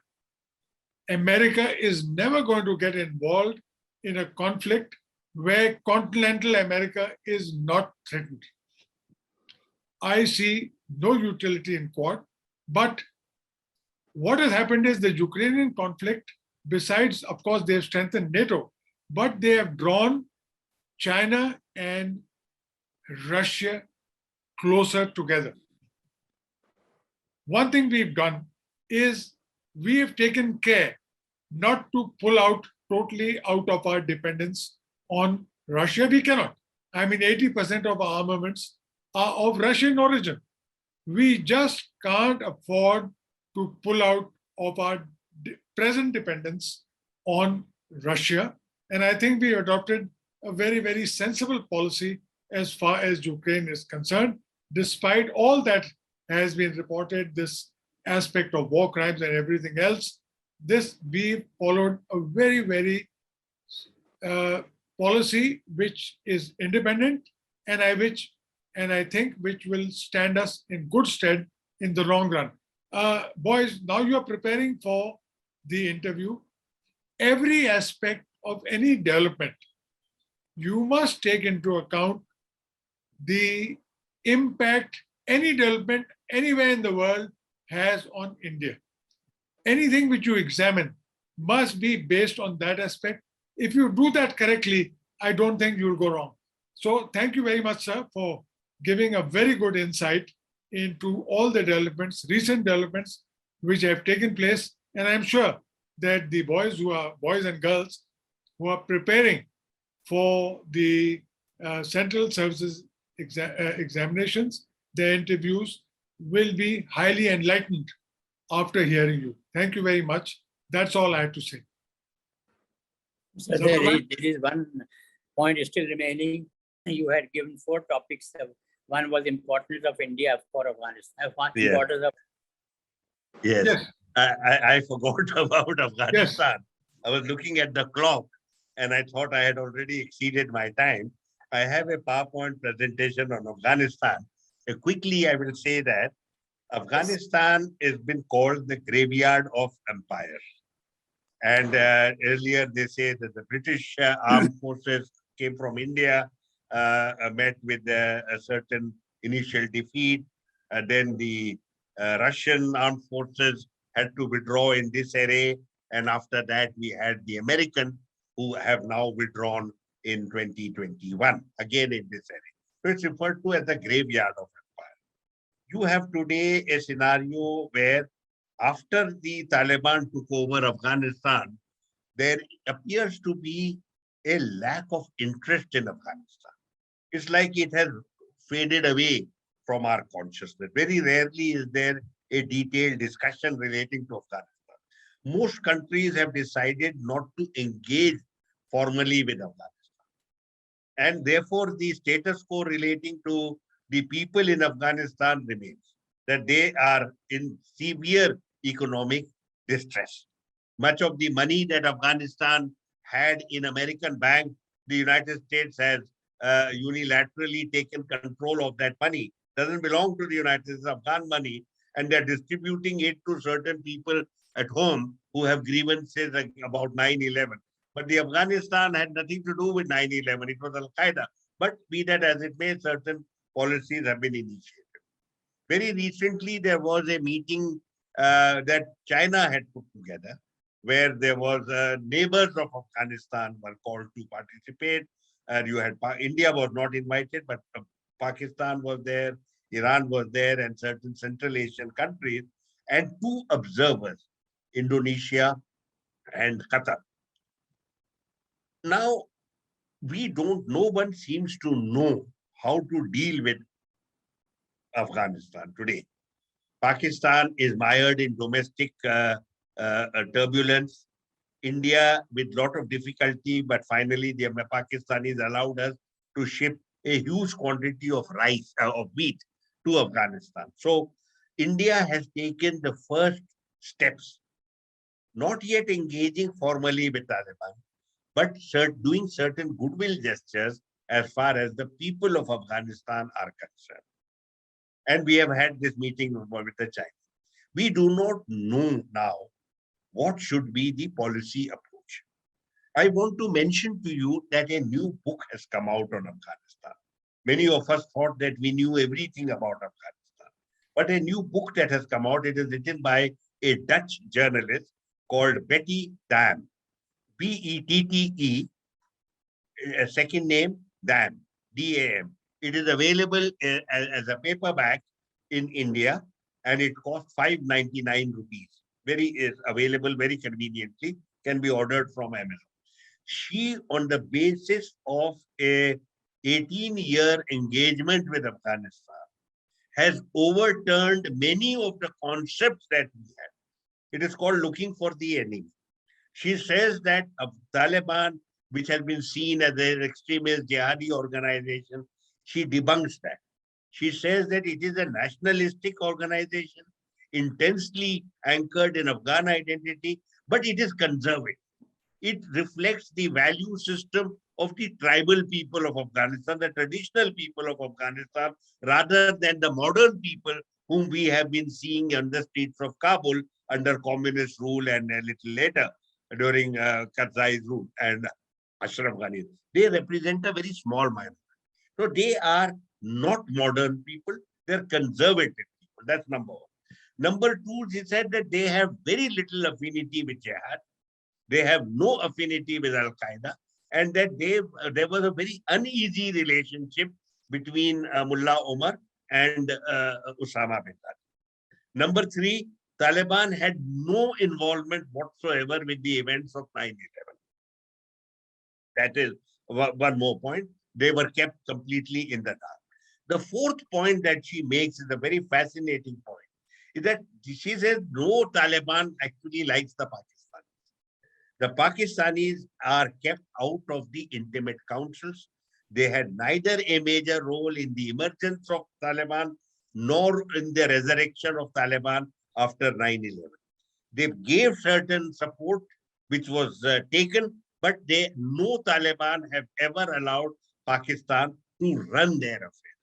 Now, this book has been not, I have reviewed this book very briefly in Business Standard, but there is a very long review of this book in the American Journal Foreign Affairs.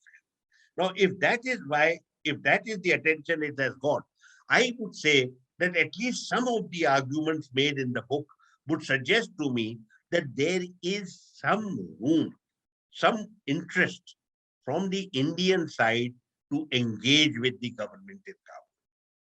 Now, you know that very often there are governments we engage with which we may not always like, but that is not a choice for us. I am not suggesting that it should be a robust public engagement. Let the engagement begin in a low-key manner, behind the scenes, possibly through intelligence sources, possibly with the help of Qatar and UAE, Gulf countries that have close ties with different factions. Also, we must recognize, though she doesn't make this point as robustly, but others have done so, that Taliban is not a monolithic entity. It has very large number of different factions. Some of them are based in weaponry and war. Some others are based in the political side. It is not. And therefore, there are avenues and spaces for us to be engaged. My personal view is in all areas of crucial national importance, engagement must never be given up. We have a diplomatic service and an intelligence service whose principal responsibility is to serve India's interest, not with friends, but with those we have disagreements with. So I recommend very strongly an interaction with various factions of Taliban. This will add to our knowledge base and understanding. We will be able to find out over time whether some of the points made by in this latest book are relevant. We may find opportunities for interaction. The remarks that Taliban spokespersons have made over the last year and on have been always positive about India. If we have concerns relating to extremism, those should be exchanged with the Taliban, and let us actually find out whether they are supporting extremist elements or not, which have trans-border. Taliban is very clear, they have no trans-border interests. So I feel that a scenario has occurred. Now, we had said, are we going to be strategic engagement or is it going to be strategic patience? I personally feel the period of strategic patience is done. Already several months have passed, 7-8 months have passed. I'm not sure Pakistan is likely to play either a significant role or a constructive role in Afghan affairs. I don't think that is going to happen. And Pakistan, I think, is likely to be mired in domestic confusion for some time. I think this is a golden opportunity for us to work with them, engage with Saudi Arabia, Qatar, UAE, as well as Iran, which used to be our partner in the 1990s when we were engaged with Afghanistan very actively. Engage with Afghanistan through some of the partners that we have had, and then build up our own knowledge base and build up our policy initiatives over a period of time. This is my recommendation with regard to going forward in Afghanistan. Thank you. That's your recommendation, but the topic, the language used there is importance of Afghanistan for India. So kindly enlighten. That is a topic I had myself given, so I should be able to talk about it. Yes. Afghanistan is a country which we have had very substantial ties with. It was constructed from British India. So for British Indian officers were involved with carving out the shape. It was initially conceived as a buffer state between the expanding Russian Empire and safeguarding the borders of British India. That is why it was constructed. But it was never a strong state, a buffer state, but not a strong state. So the British attempted to, therefore, because it is not a strong state, it was subjected to diverse influences from Russia, from Britain, from Germany, etc. So the British wanted to control and dominate Afghanistan, the same entity that they had created. And therefore, the first Afghan war was fought. Today, also, it is a buffer state, but we have lost that because of partition. We lost the direct connectivity that we used to have with Afghanistan, which is why our connectivity has become dilute as a result. But Afghanistan is important for India, first in terms of its geopolitics. It has links with at least 3 of the Central Asian republics. It has a border with Pakistan and a border with Iran. So it has got, in terms of simply its location, it is of great value. Number 2, it remains fragile. It remains fragile. It has not had a strong government. Earlier, it had peace for several years until the overthrow of Zahir Shah. It had peace because it had a weak center, but the tribal system was operating. When the communist system came in, they came in with a new political order that tried to centralize the country and bring in values that were alien to the people. Hence, you have a scenario of disorder. And then Western interventions occurred, the Russian intervention and then the American intervention. The Russian intervention was combated through jihad. Jihad is a very clear construct of the Western Alliance, United States, Saudi Arabia, and Pakistan put together the global jihad. For India today, number one, because of its geopolitical significance, it is important for us, number one. And if we want to have connectivity with the region while bypassing Pakistan, it is an important place for us. On the negative side, if we sit at home, then the Pakistanis, but more importantly, the Chinese are likely to expand their relation presence over there. Third point, I would say that Afghanistan is very rich in minerals. Is extremely rich in minerals. They have remained unexploited because of the conflict situation. And I think that that is something which we could look at also. Then there is the connectivity area, logistical connectivity, because of its place in the region, bang in the center of the geopolitical space that is important for us. We also have on the negative side that a weak state in West Asia becomes the home for extremist elements. You have seen this when you had civil conflict in Iraq and in Syria and in Libya, all three of them, and Somalia and certain parts of Nigeria, all of them became bastions of extremist elements. Extremist elements penetrate a state order that is fragile. Therefore, we have legitimate concerns with regard to the proliferation of extremist elements, not necessarily sponsored by Taliban, but taking advantage of the Taliban's ineffective governance. They may be people who would come in. We already have in Afghanistan the Islamic State Khorasan. Islamic State Khorasan is not West Asian, it's not Arab. It is made up of extremist elements from Pakistan and Afghanistan. But it is very hostile to Taliban and has carried out acts of violence within Afghanistan. So we have to be concerned about that element. We also need to be concerned about Al-Qaeda. We do not have, according to the American sources, the number of Al-Qaeda elements in Afghanistan is very small, a few hundred. But you never know. The more of them could come, because Al-Qaeda may be looking for a bastion, looking for a home. And I would ring the alarm bell with regard to Islamic State. Islamic State has been hammered militarily in Iraq as well as in Syria, and therefore there are remnants available. And they are looking for a congenial home. And you never know, Afghanistan is large enough to be able to provide a congenial home for some of these disparate elements. And you might find at some stage, some of them coming together. You may also find, as I have repeatedly said, Taliban is not a monolithic entity. There may be elements within Taliban, like we have heard about the Haqqani network. The Haqqani network is a much more extremist section of the Taliban. And some of them have traditional ties with Al-Qaeda. And you never know. They may consolidate themselves. India's intervention is important. If not, we need to ensure that the moderate elements within Taliban remain in a position of authority. I'm not suggesting a military role, but certainly a presence and an engagement and an economic cooperation for that country. Neglect of that country, I believe, is not an acceptable option for us. Done. Okay, thank you, sir, very much. Shall we request now Mr. Irfan Beg to kindly read out the questions so that the ambassador may wish to respond, please. Mr. Irfan Beg. Dr. Mohammad Khurshid Akhtar Saab has asked, what are the repercussions after the post-war scenario of Ukraine and Russian war in financial sectors?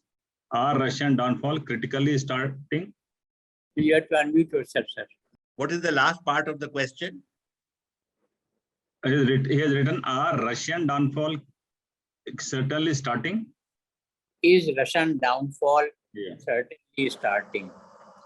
And here's another question. Is Afghanistan government survived long enough? Are different countries will support Afghan regime and when? Here's two questions from Dr. Mohammad Khurshid Akhtar Saab. No, I will take 5 questions and then I will respond to them. Okay, please read out the other questions from the question and answer segment. We have Mr. Syed Mustafa saying, how does India justify strong and increasing Israeli ties while supporting Palestinian cause? Sorry, start again. How does India How justify? does India justify strong and increasing Israel ties with supporting Palestinian cause? One more question. Do you think Americans are involved in removal of Imran Khan? The communique of Pakistani ambassador in Washington to Islamabad is fabricated or correct? What is the statement of that Pakistani ambassador? He has not written that. That's it. We have 4 questions only. Okay, let me quickly respond. And General Sahab, if there's anything you would like to supplement, please do so. With regard to the implications of the war for the economic well-being of Russia, the entire effort of the United States is to cripple Russia economically, particularly in the energy side. And that is where they have imposed their sanctions. Now, the problem for the Americans is that the Europeans are very crucially dependent on Russian gas. The 41% of their gas needs are met by Russia, and certain countries it is even more. I think in the case of Germany, it is 60%. Also, they depend on Russian coal as well as Russian oil. 33%, 1/3 of their oil comes from Russia. And there are pipelines which are in place, which have been supplying oil, gas to Europe from the 80s. These were constructed in Europe in the teeth of American opposition during the peak of the Cold War. And the Americans had put sanctions against the development of these pipelines by denying the participation of American contractors, American steel makers, and American banks. But this was a boon for Europe because the Europeans were able to construct these pipelines with their own technology and their own capacity and their own finance. So the European dependence on gas from Russia remains in place. Now, the Americans are saying that you buy gas from us, from the United States, and are also encouraging Qatar. Now, Qatar is expanding its gas production over a period of time between 2025 and 2027. And if all goes well, it is possible that Qatar might meet half the needs of Europe, which comes presently from Russia and the Americans. But it is not likely to work. I'm not going to pretend that it's likely to work because, and the European dependence on gas. I want to mention to you that at the time of the end of the Cold War, Europe was dependent on Russian gas to the extent of 50%. Now, 40 years later, it is still 41%. Now, the Germans have announced that they are going to set up LNG terminals. But one LNG terminal costs more than $1 billion. So you have a serious problem. My own view is that there could be this kind of total boycott of Russian energy is not likely to happen. I don't think it makes sense to me. It's not likely to happen. Now, the other aspect is shift to renewables. This is easier said than done. I have heard this song for so many years that we are going to shift to renewables, but that shift hasn't occurred. With all the reports that have been coming out, now we have the third IPCC report. It still has not changed the situation on the ground. As far as I can see, the next 20 to 25 years are going to be a fossil fuel future. Now, what is coming out from various sources is that the two energy sources have to go side by side. Well enough, I accept that. And I think that is likely to happen. But the dominant role of fossil fuels is going to be with us. And if that is indeed the case, the Europeans are still going to depend on Russia. So 80% of Russian exports go to Europe, 20% go to China. There could be some changes over a period of time, but those changes will not be very, very significant. So I don't believe Russia is going to be crippled. It's very easy to talk about crippling Russia, but even as I'm speaking to you, in the month of March, Europe increased the import of Russian oil and gas. And the Americans have also increased the import of Russian oil and gas. India has increased the import of Russian oil and gas, possibly encouraged by discount. But the fact is, billions upon billions of dollars are flowing into Russian coffers. At a time when you want to cripple their economy, they are actually doing rather well for themselves. Also, you have, and this is the point I must say, food. Whatever we may say, between Russia and Ukraine, they are major suppliers of food products for much of the world. The Gulf, particularly crucial, Middle East, as you know, every country of West Asia, North Africa is a food importer today. There is not a single country that is food self-sufficient. Many countries of the Gulf import 100% of their food requirements. Where are the substitutes? These are the major suppliers. For example, Egypt imports 90% of its wheat from Ukraine and Russia. Therefore, the crucial importance of food imports will also remain. And I'm not going to pretend overnight you will get some other people emerging as suppliers. You can come in for short-term purposes, but for long-term supplies, you need to have traditional suppliers like Russia and Ukraine. Then you have, with regard to rare, metals, minerals and metals. Minerals and metals, even if you were to shift, say, for example, from petrol-fired vehicles, you want to shift to electric vehicles, you are still going to need certain components and certain rare minerals, as they are called, green minerals. Green minerals like lithium, etc., they come from Ukraine and Russia. So you are like, there is no way you can cripple such a major country. You can inflict short-term damage, but they have the capacity to bounce back. You have many American writers have drawn attention to the American sanctions on Iran. American sanctions on Iran are today 40 years old, and they were connected with overthrowing the revolution and effecting regime change. But none of that has happened. In the last 20 years, the sanctions have become even more stringent. But the Iranians have found ways to manage themselves. They have gone in for domestic production and domestic capacity building. Also, you find that if the country has a certain item and there is demand for it, that the production starts increasing. For example, at the time Trump, Iranians export 2.5 million barrels a day. When Trump imposed his sanctions, it became 400,000 barrels a day. Now it is 1.2 million barrels a day. Same sanctions are still in place, but it is 1.2 million barrels a day.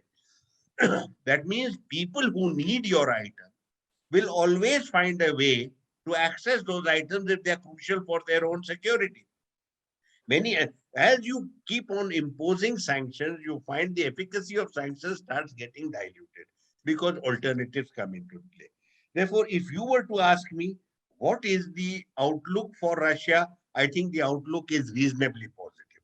In the short term, there could be a certain pressure. The words like downfall of Russia and all, none of that is going to happen. Many have thought that they have got Russia's downfall. You will recall here the invasion of Napoleon and then the invasion of Hitler, and they inflicted extraordinary privation upon Russia.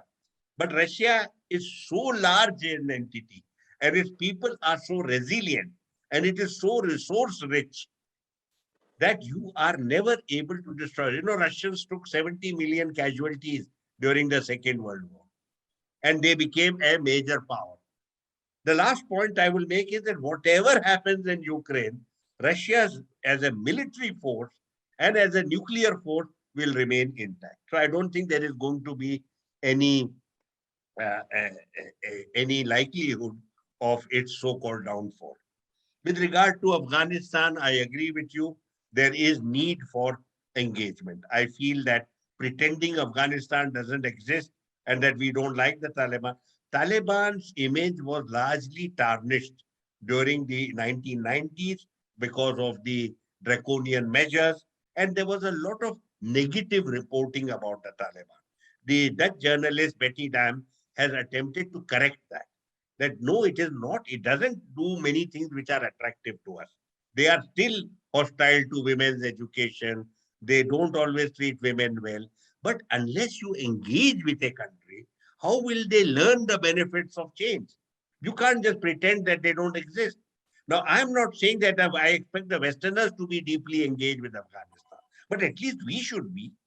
And I have made the case very strongly already about the importance of Afghanistan for India's interest. So I believe that India, and I have also made the negative point, two negative points. Number one, If we take our eyes away from Afghanistan, there is no doubt that the Chinese, possibly in association with Pakistan and or Russia, will also expand their space and presence there. I would rather we expanded our influence there, possibly with the Russians. So that is one point that I would. Second is you take your eyes away. It's quite likely that in the fragile state in which the state finds its country finds itself, you could have extremist elements from either homegrown or from diverse sources who would come in and expand their own presence in the landscape with the help of various entities.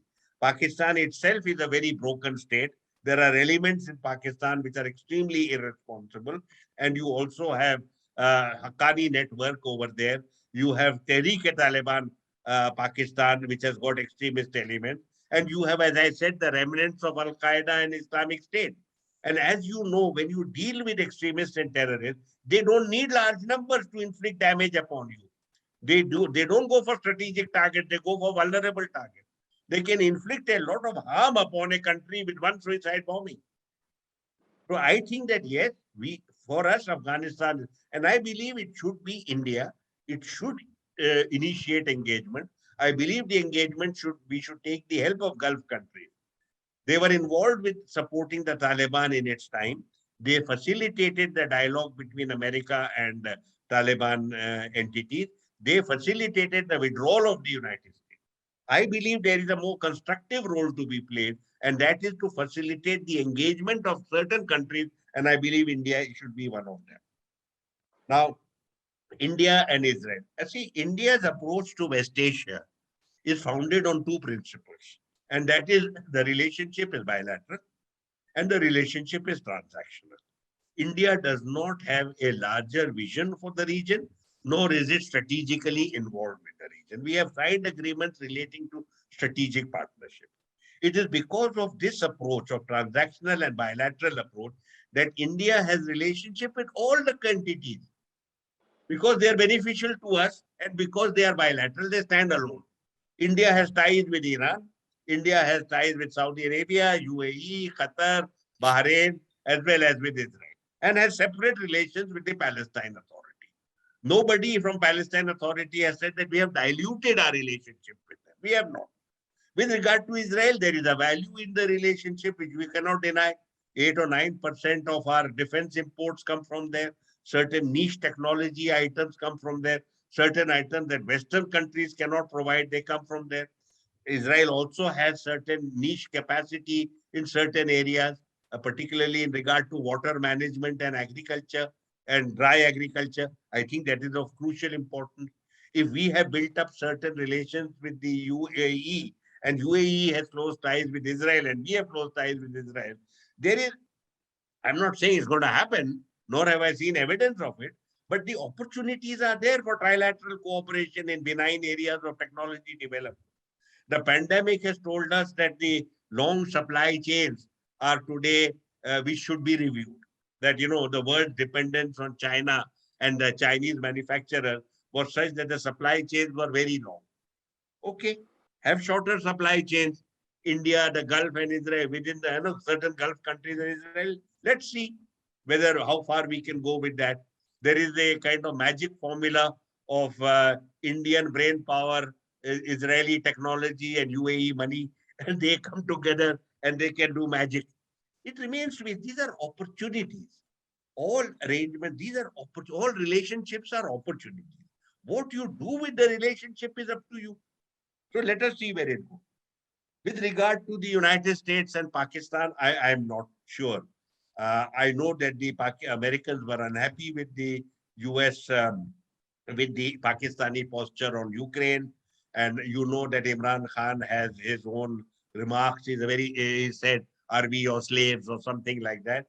But my own sense is that whatever the wish of a certain country is neither here nor there. The point is that there were certain serious deficiencies within the Pakistani order.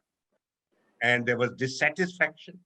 See, there is the political side that you must keep your coalition intact. If the coalition abandons you, you're not going to blame the Americans, you have to blame yourself. I don't want to dilate more. It is an ongoing problem. It is something that is of our neighboring country. Any remark you make will be badly received by our neighbor. I would say that they have their political crisis, and they will have to handle that crisis. Pakistan has an inherent flaw that I'm willing to say publicly. Pakistan is deeply, inherently a flawed political entity with the dichotomy between the armed forces on the one side and this elected civilian government on the other. This arrangement it has enfeebled the country. It has taken the country in wrong direction several times. But the crucial files are controlled by the armed forces, successive armed forces, and that is not acceptable. That no, these elected entities who emerge from time to time, they stay on at the will of the armed forces.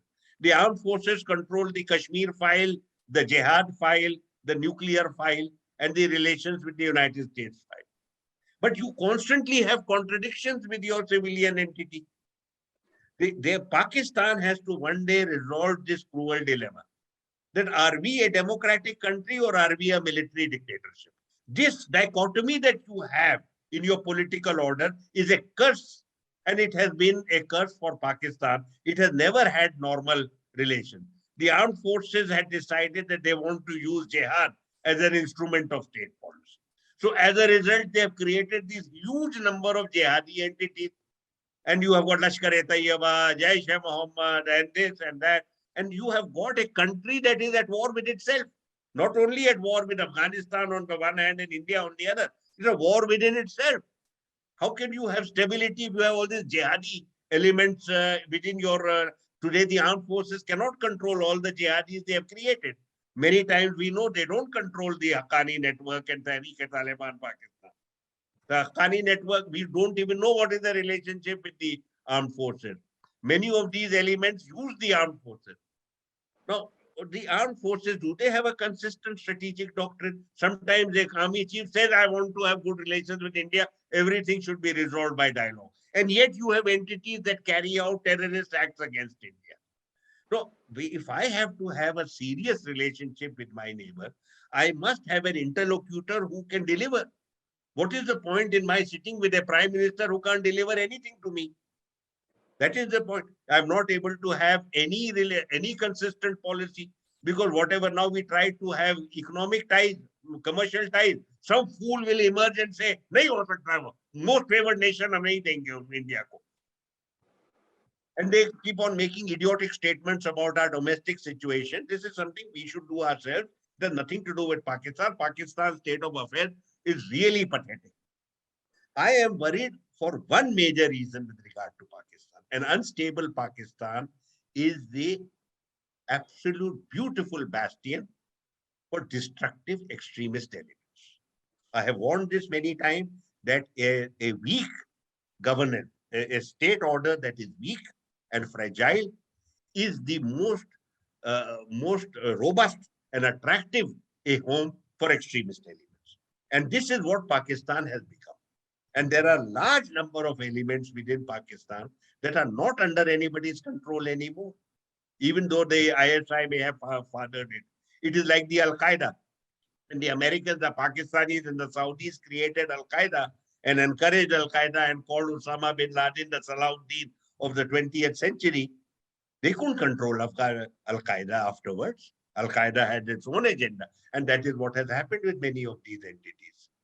So, but I don't think any outsider can do much about Pakistan. I don't think that they have any capacity for internal course correction.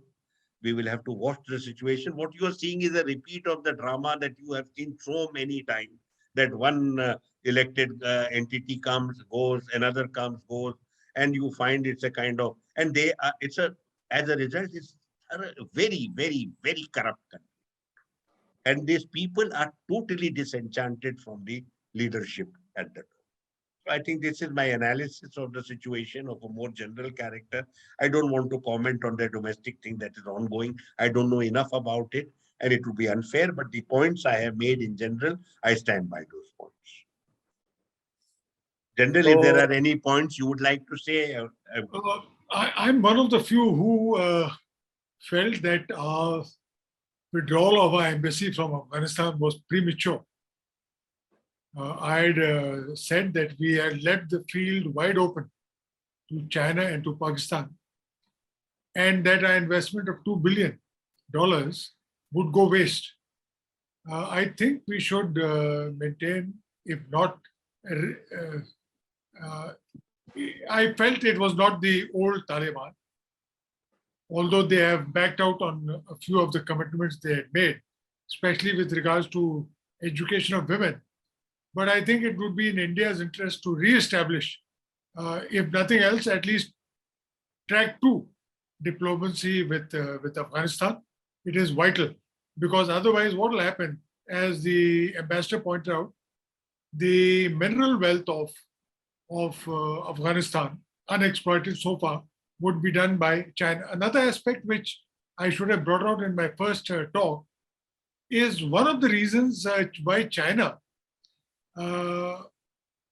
moved in an aggressive manner was to protect their one road, that road which they are building right across to Europe. They felt that with the development of infrastructure, India would be in a position to threaten that road. So to ensure its security, I think the action which they did, their build-up in Tibet, was part of ensuring the security of that road. Afghanistan is also very much part of that infrastructure which they're developing. So I think everything has been covered, and that's all I have to say.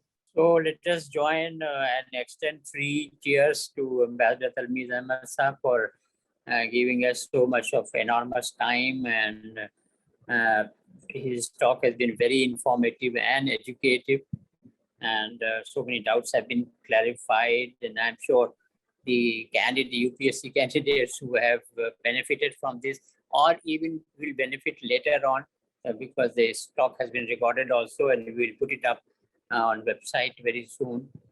And I'm sure they are going to benefit a lot in this ongoing interviews session, as well as in future. And so many other people who are not even the civil services candidates got to benefit, including myself, by having a very deep insight into the various aspects of the topics that have been covered. So thank you very much. Thanks all the participants, and thanks General Shah Sahab for being with us and giving your very rich inputs. And thanks Mr. Irfan Beg and Gladys ma'am, and all those who have come forward to facilitate today's webinar. Thank you very much, Zafar. Thank you.